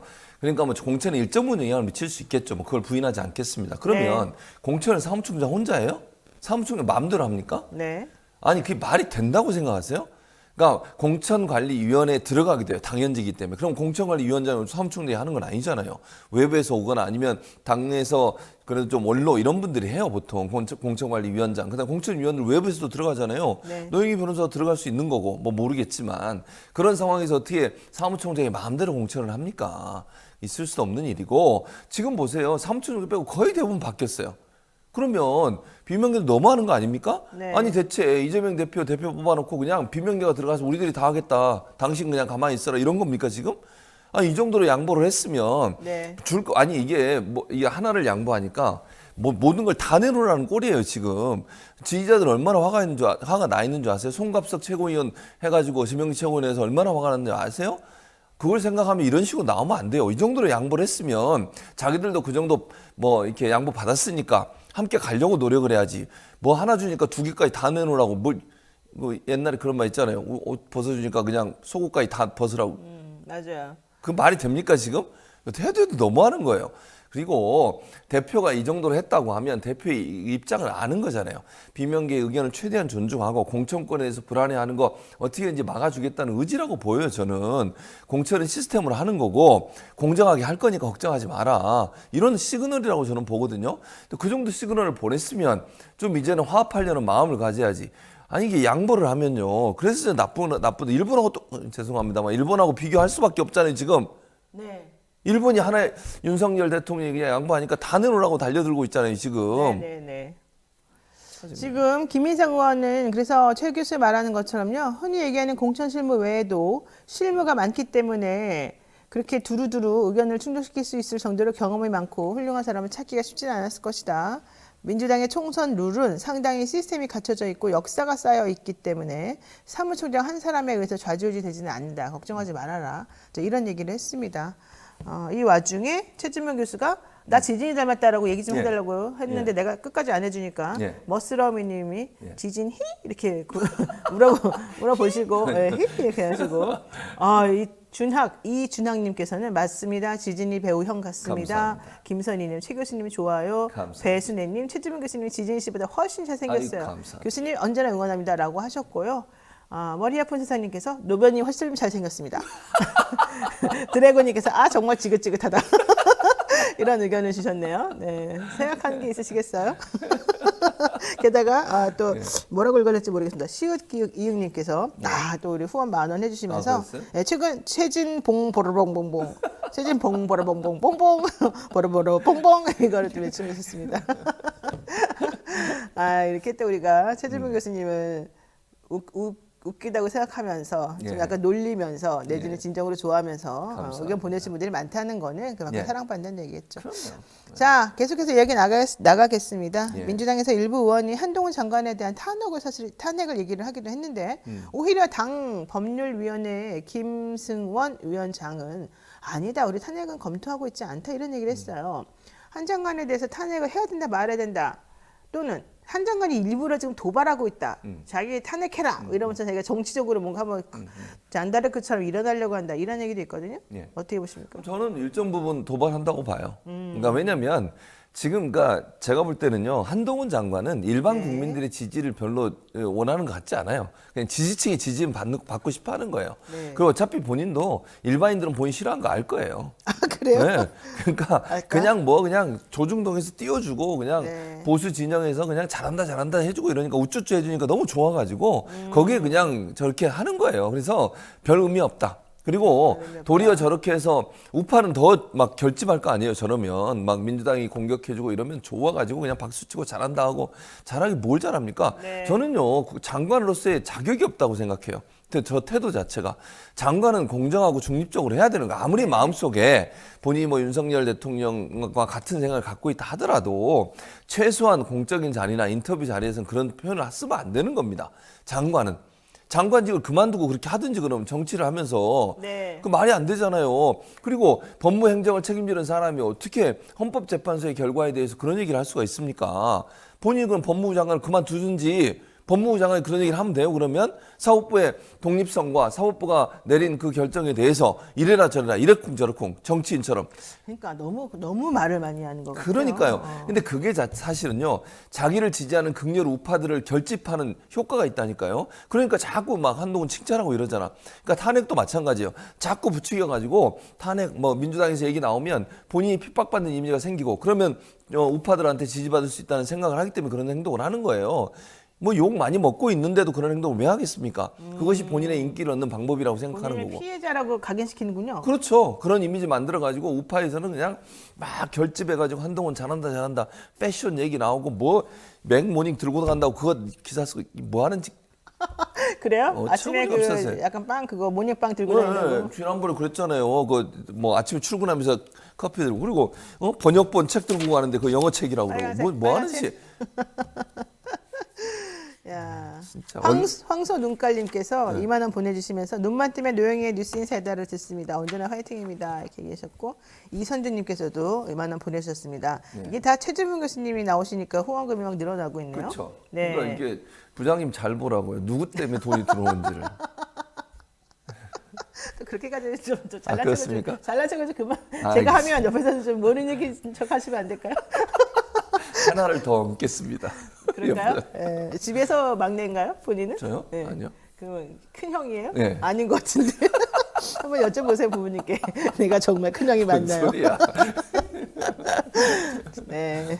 자, 김두관 의원이 원내대표에 선출이 되면 네. 탄핵 추진 검토하겠다라고 밝히기도 했는데, 그리고 사실 김두관 의원이 지금 이 원내대표 선출과 관련해서 여론조사에서는 1등인 건 맞습니다. 예, 맞아요. 당심도 그렇고 일반인도 그렇고. 근데 문제는 원내대표는 의원들이 뽑는다는 그렇죠. 거죠. 바로 당원들이 그렇습니다. 뽑는 게 아니라. 근데 그렇습니다. 김두관 의원은 당원들은 좋아할지 몰라도 의원들은 또 그렇게 뽑을 생각이 없는 사람으로 지금 얘기가 되잖아요. 맞아요. 근데 어쨌든 이분이 제일 세게 이 상황에서는 뭔가 좀 그래도 몸을 이렇게 사리지 않고 네. 할 사람이라고 또 인식이 되기도 했어요. 어떻게 될까요? 그러니까 저는 원내대표 선거는 그냥 이렇게 너무 한쪽으로 막 튀는 사람 별로 안 좋아요, 의원들이. 네. 의원들은 어쨌든 좀 중도적이고 이런 사람을 좋아하거든요, 기본적으로. 네네. 그러니까 물론 그건 당원들의 생각과는 다른 거죠. 그러니까 의원들은요, 당원들의 생각하고 꼭 동일하게 일치하지 않아요. 그러니까 너무 막 튀면 별로 안 좋아합니다, 기본적으로. 그렇기 때문에 김두관 의원은 사실은 의원들 사이에서 원내대표로 선출될 가능성이 좀 낮은 상황인 건 분명해요, 지금 상황에서. 그리고 뭐 당내 개파가 있거나 아니면 지지 세력이 많은 것도 아니고요. 그렇죠. 그리고 뭐 다른 후보들 누구라고 말씀을 안 드리겠습니다. 뭐 엄청나게 좀 막 뛰고 있거든요. 근데 뛰는 게 어디든 양쪽을 다 뛰어요. 더미래라고 하는 데 있잖아요. 네. 반 이재명이라고 얘기한 거기도 가고 또 이재명 쪽에 있는 친명계도 가고 막 그래서 서로 막 이제 스킨십을 넓히고 있는 상황이거든요. 근데 김두관 의원은 이제 그 부분에서 아마 당원들의 지지를 기반으로 해서 의원들의 지지까지 끌어내려고 하는 것 같은데 거기엔 약간의 괴리가 있다. 그래서 저는 김두관 의원이 물론 뭐 결과야 모르겠습니다만 지금 상황으로는 그렇게 쉽게 될 수 있는 상황은 아니다. 그럼에도 불구하고 본인 입장에서는 아마 당심을 믿고 당원들이 지지를 해주면 의원들까지 영향을 받을 거라고 생각하고 친명계가 어쨌든 주류니까 친명계의 지지를 받겠다는 의도를 가지고서 아마 이런 발언을 하신 게 아닌가 이런 생각이 듭니다. 맞습니다. 그래서 답답한 국민님께서 드디어 나섰습니다. 2만 원 보내주시면서 차 한잔하고 좀 워워 하세요. 이렇게. 알겠습니다. 자, 김두관 의원 탄핵을 추진하겠다고 한동훈 장관에 대해 말은 했으나 네. 사실 실현 가능성이 그렇게 크게 높지는 않죠. 다만 그렇죠. 오히려 한 장관이 탄핵 발언을 유도한다는 게 지금 얘기가 되고 있어서 노리는 수가 있을 것이다. 이번에 총선 차출론이 또 나오니까 나오고 있죠. 난 아니다, 할 일이 많다 이렇게 했지만 또 계속해서 그런 얘기가 나오도록 뭔가 좀 즐기는 듯한 좀 그렇죠. 분위기도 있단 맞아요. 말이죠. 네. 그러니까 오히려 이런 걸 보게 되면 민주당이 한동훈한테 지금 휘둘리고 있는 거다. 그러니까. 이런 얘기 할 수밖에 없어요. 그런 얘기 할 수밖에 없어요. 그래서 저는 물론 이제 필요할 때 불러가지고 뭐 질의하고 문제 있는 거 지적해야 되겠죠. 근데 너무 한동훈 장관을 막 하는 거는 별로 도움이 안 돼요. 제가 볼 땐 그렇고요. 네. 본인이 그걸 좋아하잖아요. 불러서 막 해주고 그렇죠. 이런 거 따박따박 국회의원 얘기하는데 장관이 따박따박 하는 것도 말이 안 돼요. 그거는. 그리고 답변도 명쾌하게 짧게 그냥 하면 돼요. 뭔 정치인처럼 국회의원처럼 얘기를 하잖아. 네. 무슨 거기 말싸움하러 나왔어요, 거기에? 아니 뭐 한마디 얘기하면 전 정권 어째? 아니 장관이 그런 얘기를 하면 안 되는 거예요. 그러니까. 국민의힘 의원이냐고요. 지금 그거 아니잖아요.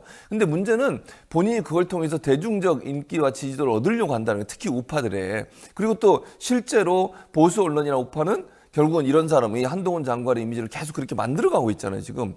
그러니까 민주당이 거기에 그냥 이용당하는 꼴이 돼버리는 거예요. 그래서 저는 한동훈 장관에 대해서 자꾸 입을 올리는 것도, 그러니까 이런, 이제 소위 우리가 이런 표현 쓰잖아요. 관종. 그 그렇죠. 관종이라는 표현을 쓰잖아요. 네. 그런 이미지라고 저는 보여지거든요. 그래서 그런 사람은 아예 관심을 안 갖는 게 좋아. 그러면 본인이 막 나서서 싫어해요. 그렇죠. 관심 가져달라고. 그렇죠. 그래도 이상한 말 하고 실수하고 이럴 가능성이 높기 때문에 저는 뭐 그 일반 국민들은 좋아하지 않습니다. 제가 이렇게 몇몇 주변에 뭐 별 정치에 관심 없는 분들도 엄청 싫어하더라고. 근데 제가 확인해 보니까 여의도 연구원장에 이번에 박수영 의원이 임명이 맞아요. 됐잖아요. 그분이 초선이. 됐죠, 초선이. 그분이 X세대인 한동훈 법무부 장관이 정치권에 등판해야 된다. 그래서 기존의 586 정치인들을 몽땅 다 퇴장시켜야 된다. 이런 얘기를 하면서 자기가 서울 선대본부장을 하겠다. 이런 얘기까지 지금 했어요. 그러니까요. 이분은 왜 또 갑자기 한동훈 장관에게 이렇게 또 열심히 긍정적 이런 그 멘트를 하고 주선 뭔가 아버지. 하는 걸까? 그럴까요? 근데 제가 볼 때는 네. 뭐 X세대 별로 안 좋아한다니까요. 제가 말씀드렸잖아요. 한동훈 장관, 그 최근에 보면요. 네. 예전에 그 기억나. 처음에 한동훈 장관이 장관되고 윤석열 정부 들어서서 그때 그 대선 후보 지지율 같은 게 있었어요. 대선에 누가 가장 유력하냐 이런 얘기가. 그때 여권이죠. 여권에서 한동훈 장관이 1등이었어요. 그리고 그 당시에는 전체 다음에 이재명 대표하고 한동훈 장관하고 차이가 그렇게 많이 안 나는 결과도 네, 많았어요. 네. 지금은요 10% 이상 차이 나요. 차이 많이 나요. 네. 네, 거의 일반 대중들이 거의 싫어한다니까요. 한 20% 차이 나요. 왜냐면 네. 이재명 대표에 대한 지지도가 7% 정도거든요. 근데 한동훈 장관에 대해서는 16%, 17% 이렇게 되더라고요. 엄청 많이 떨어졌어요. 그게 왜냐면 일반 대중들도 처음에는 뭐 신선하네 이런 의미가 있었는데 나와서 하는 소리만 따박따박 얘기하지 않나. 뭐 이렇게 무슨 국회의원처럼 발언하지 않나 이런 내용 때문에 싫어한다니까요. 그걸 좋아하지 않아요. 본인은 왜냐하면 조중동이 자꾸 띄우니까 그게 정말 본인은 막 거기 취해 있는 것 같아. 착각인 거죠 한마디로 얘기하면. 언젠가 쑥 빠지게 될 겁니다. 네, 자 그렇게 되는지 한번 지켜보도록 하고요. 예. 어제 한일 정상회담 이후 일본 초등학교 교과서가 검정 결과를 발표했는데 예. 조선인 징병의 강제성은 희석하고 예. 독도에 대해서 일본의 고유 영토이자 한국이 불법 점유한다는 내용으로 사실 우리를 되게 화나게 했습니다. 결국 우리가 우려했던 부분이 실제로 드러났고 윤 대통령이 갖다 퍼준 건 아무 의미가 없게 되었다. 이제 이런 결론을 내릴 수밖에 없는데요. 예. 이거 어떻게 보십니까? 아 이게 진짜 아니, 그러니까 사람이요 뒤통수 맞은 거잖아요. 근데 뒤통수를요 알고 맞으면 더 기분 나빠요. 그런 거잖아 지금. 아니 이렇게 될 걸 몰랐습니까? 아니 우리 알았는데 대통령은 몰랐던 것 같아요. 그럼 바보인 거지. 안 그래요? 또 바보라고까지. 아니, 그러니까 저는요 대통령께서 뭐 기분 나쁘실 수도 있는데 이걸 몰랐다면 말이 안 된다고 생각해요. 네. 아니 이 정도까지 나올 거라고 왜 몰랐어요? 지금까지 한 행동을 보세요. 대통령이 가셔가지고 문석열 대통령이 가셔서 예를 들면 이것저것 다 양보하고 굴욕적 외교라고 국민들이 비판함에도 불구하고 모든 걸 양보하고 돌아왔어요. 그러니까 아, 이 사람은 계속 밀어붙이면 다 내놓는 사람이구나. 라는 인식이 생길 거 아닙니까? 그렇죠. 한 번이라도 거기에 대해서 항의한 적 있습니까? 일본이 뭐 요구하는 것에 대해서 안 됩니다라고 얘기한 적 있습니까? 우리 국민의 입장에서 우리 국민의 입장을 대변하는 그런 발언을 한 적 있으시냐고 일본 가서 일본의 입장만 계속 받아들이고 반영하고. 이해하고. 예. 그러니 일본 입장에서는 이렇게 해도 되나 보다. 아니 이 정도 해도 뭐 아니 지금까지 계속 멍게 얘기하고 수산물 그거 다 얘기하고 다 얘기했는데 아무 얘기도 안 해.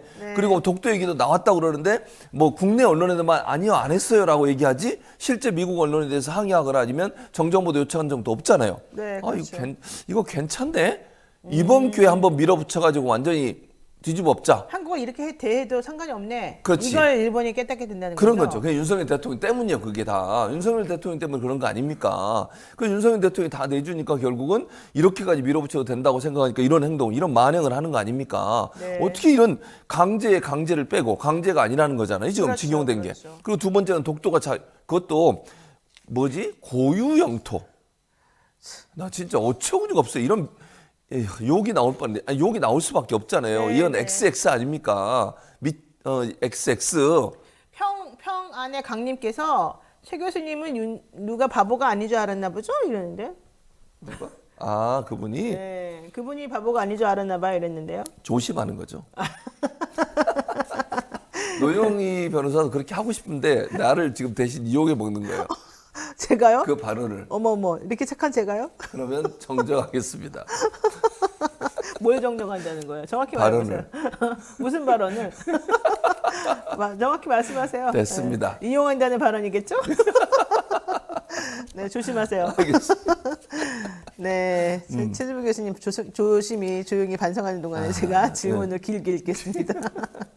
어제 김기현 대표가 경희대를 찾아서 1,000원 학식을 먹으면서 대학생들의 학식 지원을 약속을 했습니다.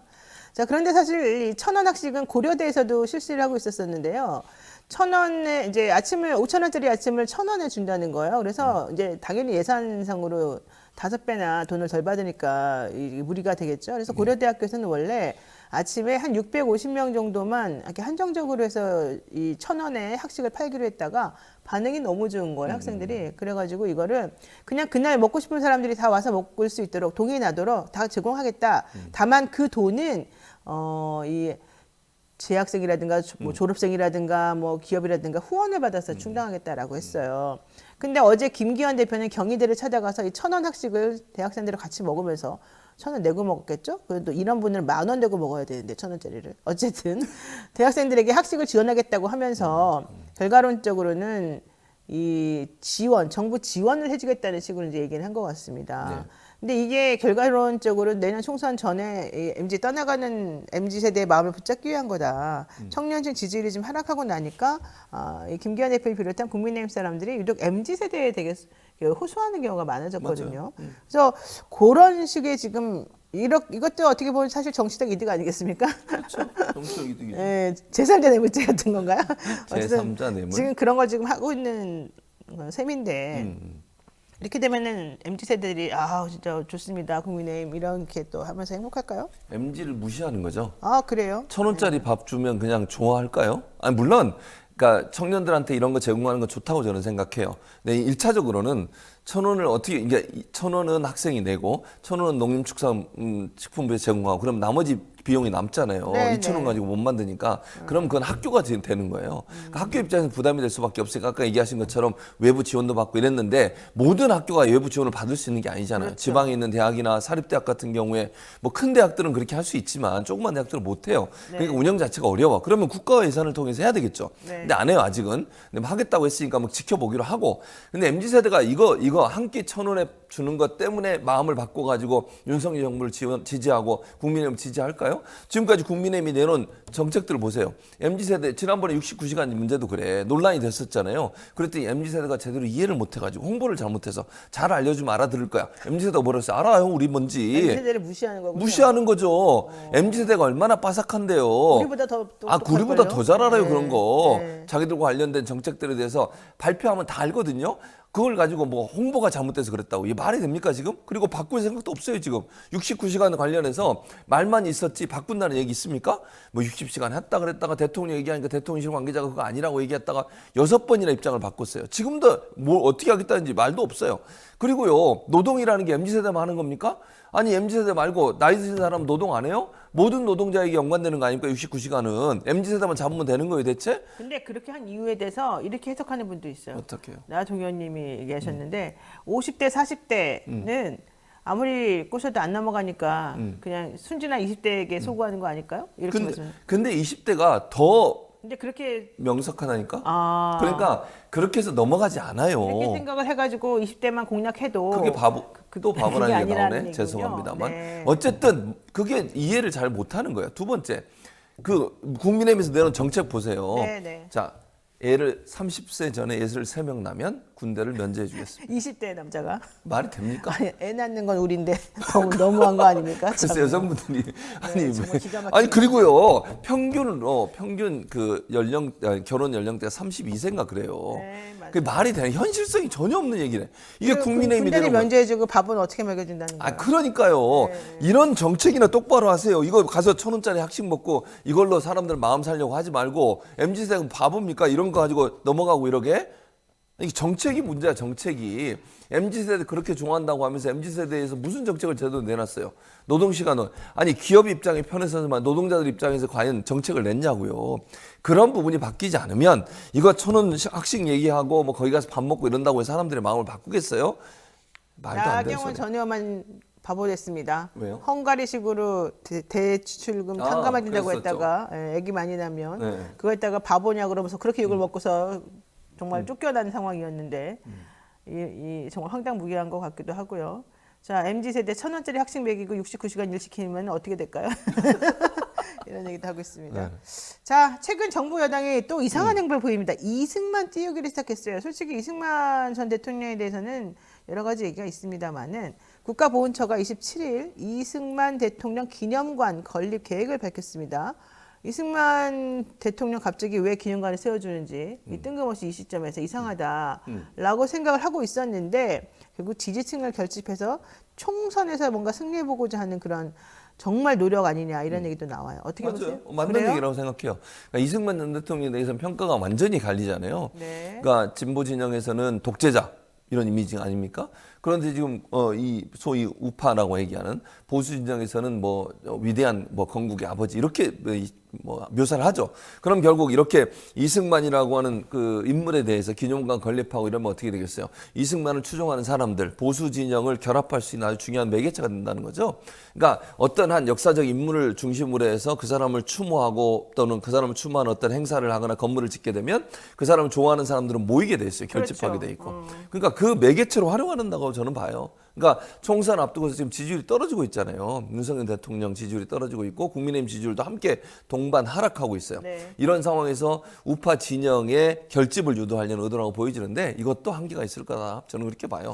이거 가지고 해결될 문제가 아니라니까요, 네, 지금. 맞습니다. 예. 네, 나 동현님께서 고맙다고 또 10,000원 보내셨습니다. 아, 그랬어요? 네, 한상혁 방송통신위원장 구속영장 실질심사가 오늘 오후 2시에 있습니다. 예. 방통위 부위원장을 누가 맡는지 여기에 대한 또 여야 이견이 분출되고 있는데 만약에 한상혁 위원장이 구속이 돼버리게 되면 예. 사실은 방통위 부위원장이 그 직무를 대행하는 거 아니겠습니까? 네, 그렇죠. 지금 현재는 제가 알기로는 안형환 부위원장 국민의힘 추천 이분이 작년 2월부터 했죠, 아마. 부위원장에 선임이 되어 있었었는데 문제는 이분이 30년 임기의 만료를 앞두고 있다는 거예요. 예, 맞아요. 내일이잖아요. 예, 그럼 맞아요. 오늘 구속이 되고 나면 만약에 만약 구속이 구속이 되면 되면.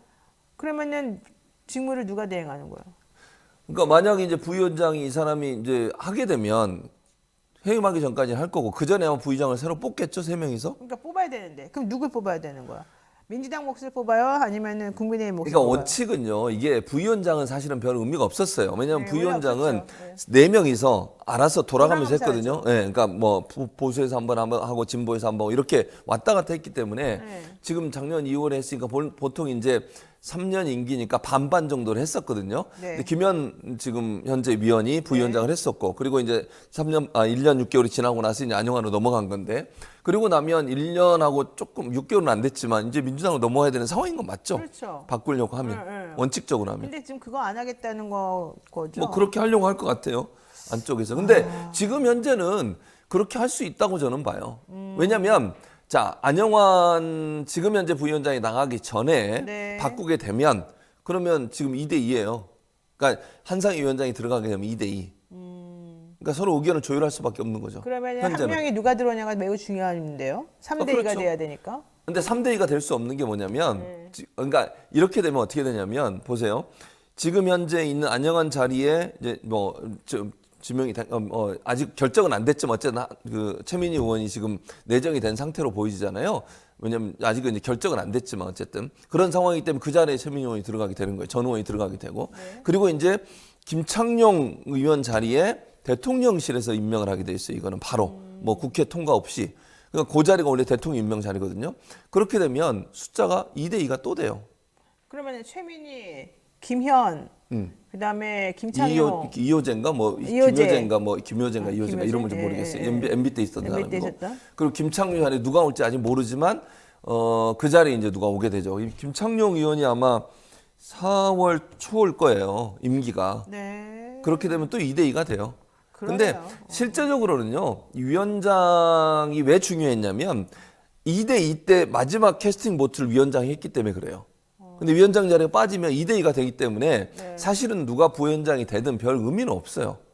왜냐 합의제 기구거든요. 여기는 합의제 기구고 위원장은 대통령이 임명하지만 부위원장 호선을 하게 돼 있어요. 알겠습니다. 위원들끼리. 그래서 제가 볼 때는 크게 뭐 누가 부위원장 그게 되는 부위원장이 게 누가 없어요. 되는가도 뭐 그렇겠지만 더 중요한 거는 한상혁 위원장이 빠지게 되면 결과론적으로는 이 YTN 지분 매각 관련된 그렇죠. 중요한 의사결정을 네. 어떤 식으로 누가 하게 될지에 대해서 오리무중이기 때문에 그렇죠. 이게 사실 YTN이나 이런 공영방송 장악 시도와 관련해서는 큰 의미가 있다. 그래서 맞아요. 오늘 이 영장실질심사가 매우 중요하다. 이 얘기를 안 할 수가 없게 되겠군요. 아, 되게 방통위가 이렇게 시끄럽고 이렇게 복잡했던 때가 있었는지 솔직히 모르겠어요. 없었어요. 근데 웃기는 건 방통위가 한 게 별로 없잖아요. 3년 동안. 맞습니다. 그 제가 늘 말씀드리지만 저는 뭐 한상혁 방통위원장을 별로 좋아하지 않습니다. 저도 안 좋아한다고 예. 여러 번 공식적으로 말했습니다. 예, 한 게 없어요, 한 게. 그러니까 항상 그래요. 자기 자리는 자기가 지켜야 되고 그렇죠. 어떤 가치관을 가지고서 그러니까 공정하지 말란 얘기가 아니라 당연히 공정하게 하되 공정하지 않게 뭔가를 흔들어내려고 하는 노력이 있으면 그런 것들을 미리 차단하라는 시도 같은 걸 해주는 게 원래 장의 자리 아니겠습니까? 그렇죠. 아무것도 안 하고 있다가 남들이 자기를 지켜주겠지? 그게 말도 안 되는 문제라는 소리죠, 거예요. 사실은. 네. 어쨌든 그럼에도 불구하고 지금 상황은 한상혁 위원장에 대한 영장이 기각되길 바라는 마음들이 사실 좀 더 많죠. 자, 이호 로라님께서 늘 지지하고 응원합니다라고 또 의견 주셨습니다. 네, 오늘 오늘 우리 또 최진명 교수님 응원하신 분들이 많네요. 원래 많습니다. 지진이 닮았다고 잘난 척을 해도 지지를 하시네요. 사실을 얘기하는 거예요. 맞습니다. 네, 항상 감사하게 생각하고 있습니다. 감사합니다. 아니, 부장도 감사해야 될 텐데 노영희 변호사 하지 말고. 오늘 여기까지 하겠습니다. 알겠습니다. 교수님 고맙습니다. 감사합니다. 어제 국회 법사위에서 대장동 50억 클럽 의혹 수사를 위한 특검 도입 법안이 상정이 됐습니다. 하지만 김건희 여사의 도이치모터스 주가 조작 의혹을 규명할 특검 법안은 상정되지 못했습니다. 민주당에서 그동안 추진해왔던 이 쌍특검이라고 하는 것이 결과적으로는 정의당이 이 김건희 여사 특검에 대해서 조금 미온적 태도를 취하면서도 특검을 어떤 식으로 추천할 것이냐에 대한 의견이 서로 다르면서 조금 애매하게 됐는데요. 이와 관련한 입장 그리고 상황이 어떻게 돌아가고 있는지를 정호진 더 좋은 정치연구소 소장과 함께 이야기 나눠보도록 하겠습니다. 어서 오십시오. 안녕하세요. 네, 정 소장님은 정의당 대변인이셨죠? 수석 대변인이셨죠? 예전에 수석 대변인이었습니다. 예전이라고 강조하시는데 그게 언제적 일입니까? 그게 2000년 아니요 2000년? 2021년 2021년이었으니까요. 지금 몇 년 좀 지난 상태입니다. 그러군요. 네. 그러니까는 그 정의당이 6석 확보할 당시에 그 당시 즈음이군요. 근데 그때 정의당하고 지금의 정의당은 많이 달라져서 네. 사실은 우리 그 방송 보시는 분들도 정의당의 태도에 대해서 의아하게 생각하시는 분들이 상당히 많습니다. 네. 지금 뭐 질문이나 이슈하고는 상관이 없지만 전체적인 이해를 돕기 위해서 잠깐 여쭤보자면 그때 당시의 정의당하고 지금 현재의 정의당이 좀 달라졌을까요? 왜 요즘에 보이는 태도는 우리가 알고 있던 정의당의 모습하고 많이 다를까요? 그래서 여러 가지 부분으로 저는 바라보고 분석할 수 있을 것 같은데 네. 당연히 이제 정무적 판단을 하는 그 기준 자체가 저는 상당히 좀 과거와는 다른 부분이 있다는 생각이 듭니다. 뭐 편하게 노골적으로 좀 말씀드리면 네. 민주당 이중대라는 저로서는 사실 결코 네, 동의하지 않는 프레임인데 그 프레임 속에 좀 갇혀버린 것이 아닌가. 그래서 민주당 이중대라는 소리를 듣지 않기 위해서 어떻게 할 것인가. 이게 정무적 판단의 기준이 되다 보니까 당이 그동안 지향했던 가치나 노선 그리고 정당은 어찌됐건 간에 민심과 호흡해야 되지 네, 않습니까? 그렇죠. 그리고 당이 이것이 이런 정무적 판단을 했을 때 당에 어떤 도움이 될 것인가. 이 세 가지가 같이 고려된 속에서 가야 되는데 예를 들어 민주당 이중대 프레임 이걸 어떻게 우리가 지울 것인가 여기에 갇혀서 사실 가치나 노선, 민심, 네. 당에 어떤 도움 되는지 이게 다 후순위로 밀려버리는 거죠. 그러다 보니까 어떻게 하면 차별할 것인가 민주당과. 계속 민주당과 반대 이런 식으로 비춰지고 네. 국민들에게 있어서는 이것이 정의당의 정체성으로 아예 굳어져 버리는 이런 상황이 되다 보니까 저는 뭐 그렇게 우리가 했을 때 국민들이 정의당에 대해서 지지해주고 박수 쳐주고 응원해주고 이런 모르겠는데 현실적으로 지금 그런 상황이 아니지 않습니까? 네, 지금 조영영님께서도 정의당은 정당으로서 사형 선고를 받은 거 아닙니까? 이런 얘기도 하셨고 사형 선고까지 이건 이제 심하게 말씀하신 네. 거죠.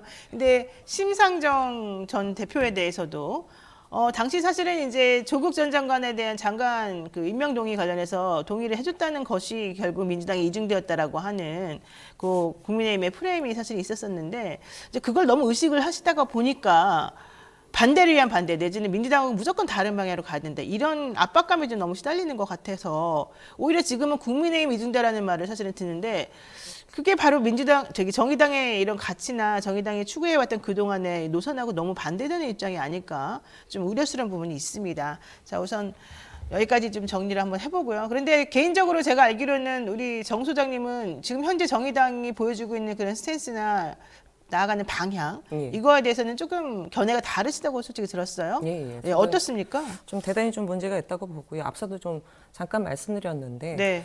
제가 사실 들었던 얘기 중에 가장 아픈 얘기가 내가 아는 정의당이 아니다. 이런 말씀을 뭐 가까운 지인한테 들었을 때 너무 정말 뼈 아팠습니다. 정말 그 부분이. 그러니까 왜 정의당이 이렇게 됐는가에 대한 부분들이 물론 이제 예를 들어 한 가지 부분만으로 귀결되는 건 네, 아니겠죠. 그렇죠. 근데 앞서 말씀드렸듯이 정의당이 어떤 당인지에 대한 부분들이 국민들의 기대치가 있는 것입니다. 그리고 예를 들어 정치 현안이 벌어졌을 때 정무적 판단을 할 때 여러 가지를 고려하겠지만 네. 과연 이 당이 어떤 방향으로 나갈 것인지에 대한 부분을 놓고 판단을 해야 되는데 그렇죠. 뭐 예를 들어 민주당 이중대 소리 듣기 싫으면 고개를 오른쪽으로 돌렸다가 또 국민의힘 이중대면 또 왼쪽 돌렸다가 좌우면 왔다 갔다 하다 보니까 네. 당의 일관성과 정체성이 흔들리는 거죠. 맞습니다. 자, 그래서 어쨌든 지난번에 사실 김종대 전 정의당 의원도 우리 방송 몇 번 나오셨었는데 정의당 관련된 이슈 때문에 그때 좀 곤욕을 치르셨어요. 사실은 네. 애청자들로부터 항의도 좀 받으시고. 근데 네. 그러면서도 제가 이제 느낀 것은 그 기존의 정의당의 가치를 좋아했고 추구하셨던 그리고 그런 가치를 위해서 열심히 활동하셨던 그런 의원님들이 지금 매우 안타까워하고 있다. 그런 네. 구성원들이 이런 걸 제가 좀 확인을 할 수 있었습니다. 자, 여기까지 정리를 해보고 이제 질문 본격적으로 들어가겠습니다.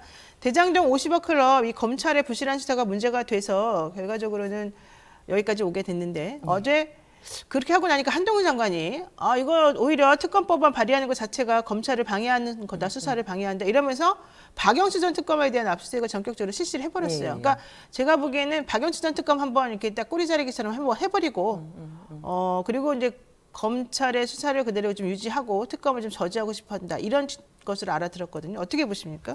그러니까 1년 6개월 동안 사실 손 놓고 있지 않았습니까? 아무것도 안 했어요. 네. 그리고 뭐 예를 들어 그 곽상도 전 의원 관련돼서 부실한 기소로 인해서 1심에서 무죄 나왔을 때 네, 엄청난 국민적 공분이 일었음에도 불구하고 검찰 요지부동이었습니다. 근데 그랬죠. 딱 그 법사위에 특검에 상정되는 날 아침에 갑자기 그렇게 압수수색 해버리니까 그걸 지켜보는 국민들이 요즘에 유행하는 드라마 대사처럼 멋지다 검찰, 뭐 잘한다 검찰 이런 소리를 하겠습니까? 그렇죠. 네? 말이 안 되는 곱지 거죠. 않은 시선으로 바라볼 수밖에 없는 거죠. 네. 그러니까 이거는 뭐 마지못한 신용이다, 뭐 이런 얘기들이 오늘 뭐 일부 사설에서도 나왔는데 맞습니다. 뭐 거의 뭐 역대급 뒷북인 것 같습니다.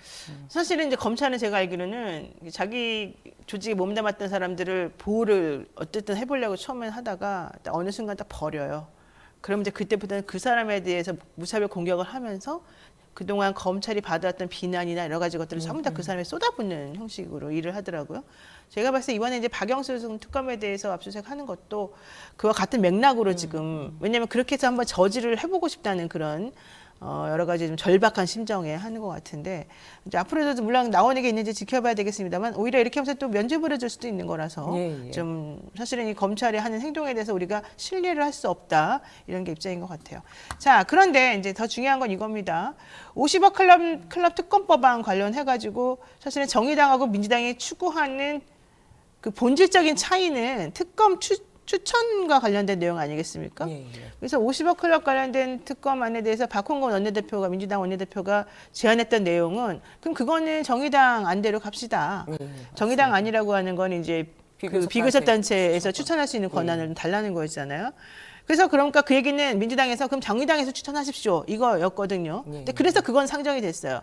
근데 김건희 여사 특검법안에 대해서는 사실은 박홍근 원내대표가 주장하고 우리 쪽 안을 좀 따라달라는 거였는데 그건 또 인정을 안 했나 봐요. 정의당이. 그러니까 지금은 정의당 너무 같은 욕심꾸러기 아니에요? 솔직히 정의당 자기가 두 개 다 하겠다는 거 아니에요? 6석 가지고서? 그러니까 정의당 지금 원내 지도부의 입장은 뭐냐면 김건희 특검 같은 경우는 정의당이 법안 발의한 게 지난주 금요일인가 아마 그럴 겁니다. 얼마 안 됐어요. 그냥 마지못해서 사실 했죠. 그러니까 뭐 숙려 기간을 가져야 된다 이런 입장이 공식적인 입장입니다만 무슨 승리를 또 해요? 아이고.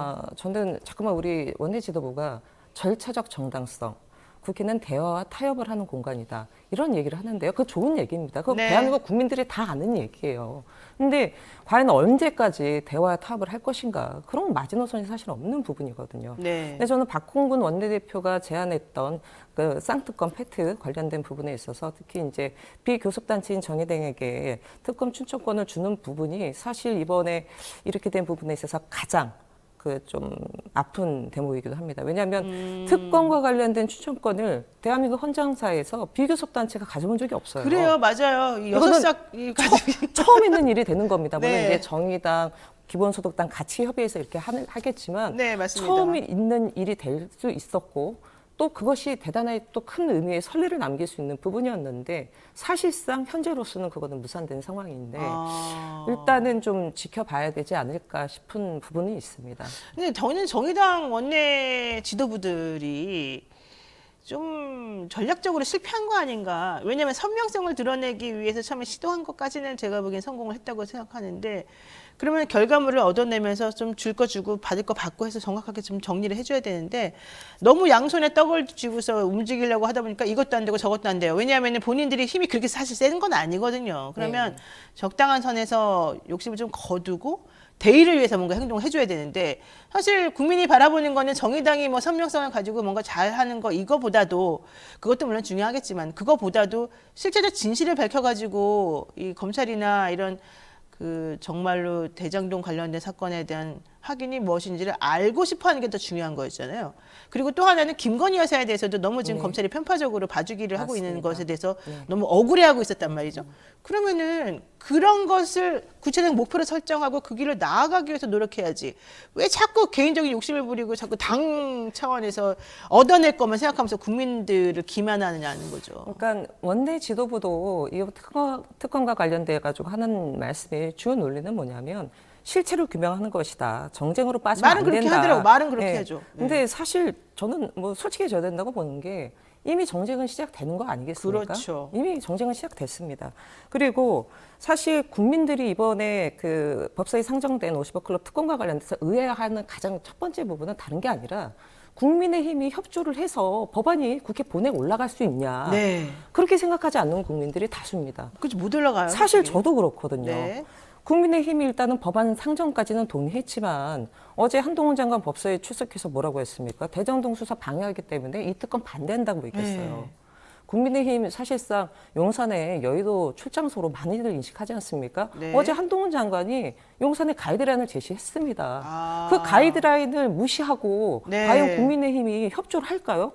저는 그렇죠. 그렇게 보지 않거든요. 결국 이렇게 돼버리면 국민의힘이 지연 전술을 펼칠 텐데 상임위에 상정된 법안이 언제까지 처리한다는 규정이 없어요. 네. 그러다 보니까 상임위에 법안이 상정되더라도 계속 다루지 않고 임기 만료돼가지고 국회의원 임기 끝나고 나서 임기 만료 폐기 처분된 법안이 대한민국에 수두룩합니다. 그렇죠. 그렇기 때문에 왜 지도부가 저렇게 했을까에 대해서 당원들도 사실 의구심을 갖는 분들이 많죠. 아니 국민의힘이 어깃장 놓을 거를 예상하지 못했을까? 뭐 아니, 이건 이런 너무 부분이죠. 당연한 거 아닙니까? 그럼 그거에 좀 협조해주는 모양새를 가지는 게 과연 국민들로부터 야 니네 잘한다 이런 말 듣는 얘기가 될 수 있을까요?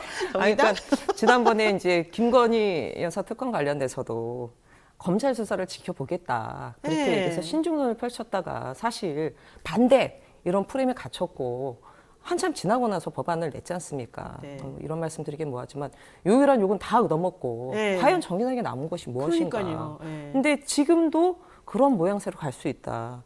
그러니까 물론 이제 우리 원내 지도부도 모든 걸 닫아놓지는 않았어요. 예를 들어서 그 유호정 원내대변인 같은 경우 그저께 그 브리핑에서 뭐라고 얘기했냐면 네.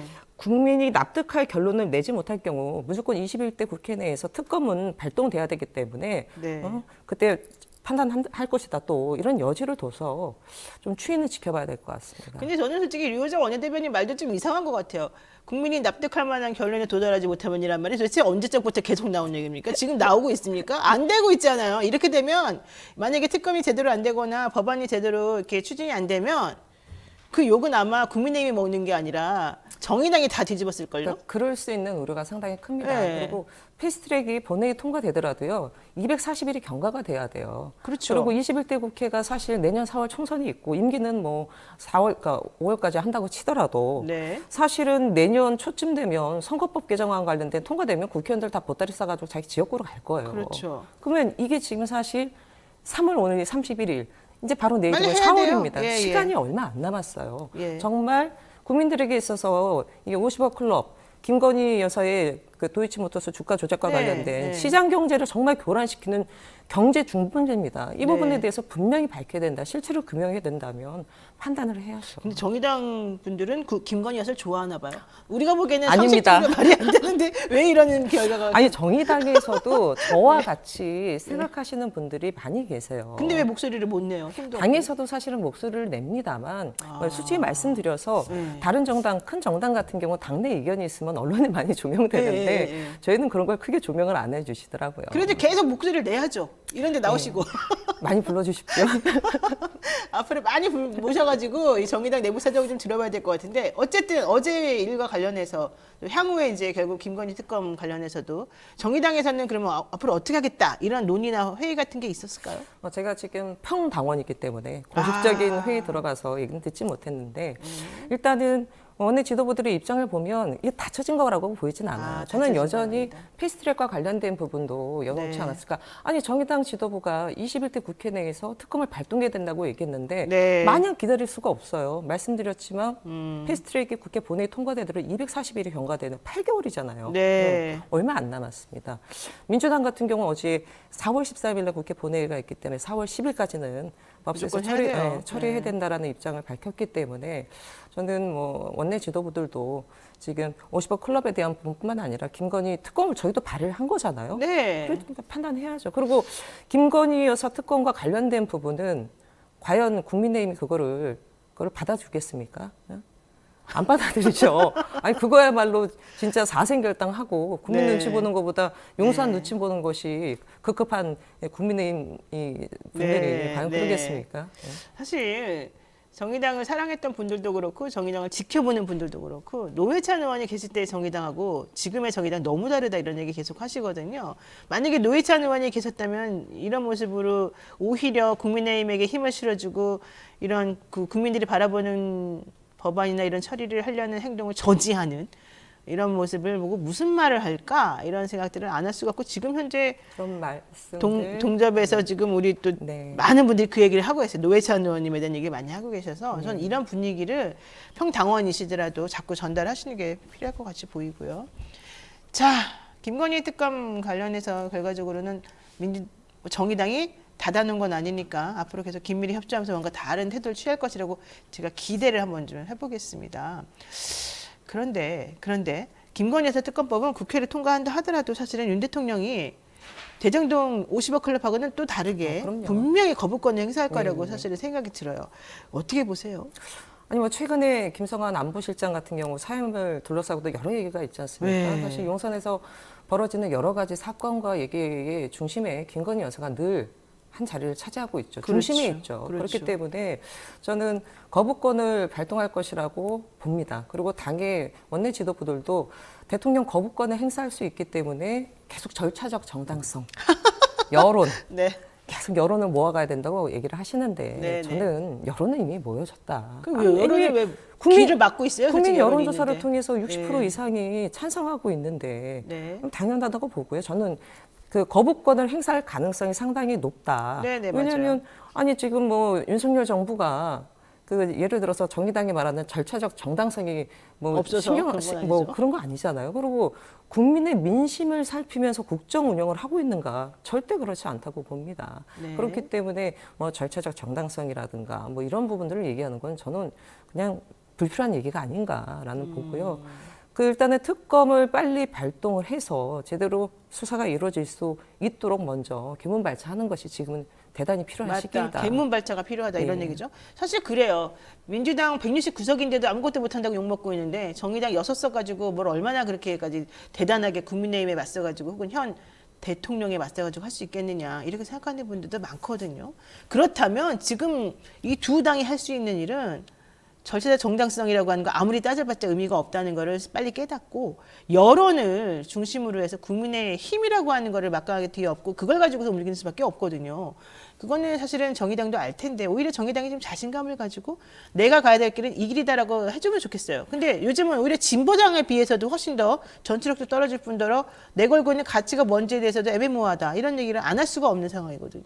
네, 뭐 제가 그렇게 지적하는 부분에 대해서 뭐 저로서는 반론을 제기할 수 없습니다. 아이고 너무도 네. 솔직하시네요.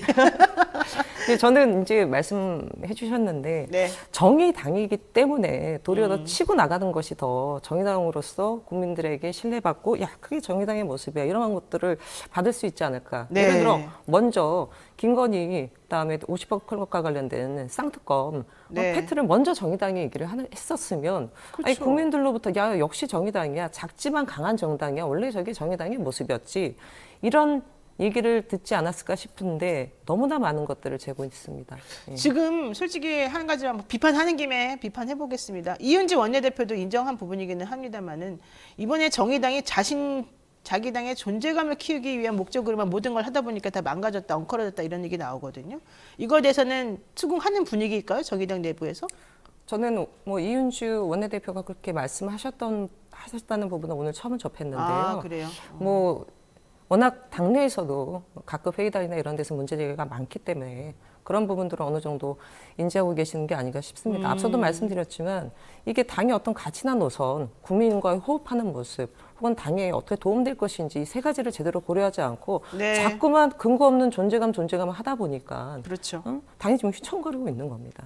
자, 여러분 지금 이제 정의당에 대해서 비판하는 내용의 댓글 많이 보내주고 계시는데 예를 들면 지금 오늘 나오신 우리 소장님 같은 경우도 정의당이 기본적으로 가지고 있는 혹은 현재 펼치고 있는 그런 행보에 대해서는 이해할 수 없고 그건 바람직하지 않다는 입장이에요. 이런 입장을 내세우는 분들이 사실은 당과 맞서가지고 밖에 나가서 외부들이 얘기하기가 쉽지가 않은데 그럼에도 불구하고 용기를 내서 말씀하시고 고언을 혹은 조언을 당을 위해서 하신다 그러면 여러분들도 좀 도와주시는 게 필요하죠. 그러니까 네. 댓글에다가 우리 소장님의 활동을 조금 이렇게 응원하시면서 가서 무슨 얘기를 해주기를 원하는지 한번 좀 적어주시면 제가 좀 다행스럽겠다 말씀드리고요. 맞습니다. 왜냐면 응원하는 게 필요하거든요, 사실은. 외롭게 싸울 수가 없으니까. 자, 마지막으로 이거 하나만 여쭤보고 좀 정리를 하나 해야 될 것 같은데.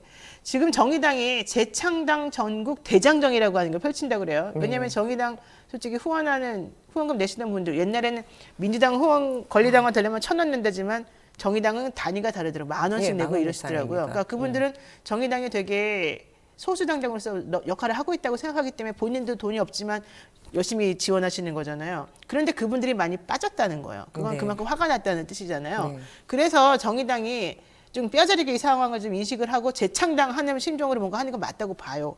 그런데 그런 상황에서 사실은 하는 행동이 그렇게 해서 저는 긍정적으로 내지는 잘 될 거라고 안 보여진단 말이죠. 그러면 앞으로 정의당 어떻게 나가야지 국민들에게 사랑을 받는 다시 정당으로 돌아갈 수 있을까요? 물론 지금도 사랑받습니다만은. 가장 어려운 질문인 것 같습니다. 도대체 어디서부터 어떻게 해야 될지 그리고 사실 작년에 저는 개인적으로 그 비례대표 사퇴 권고 총투표를 네. 또 제가 그 대표 발의하기도 했었는데 아쉽게도 50%가 넘지 못해서 40%를 받아서 이제 무산이 되기도 했었죠.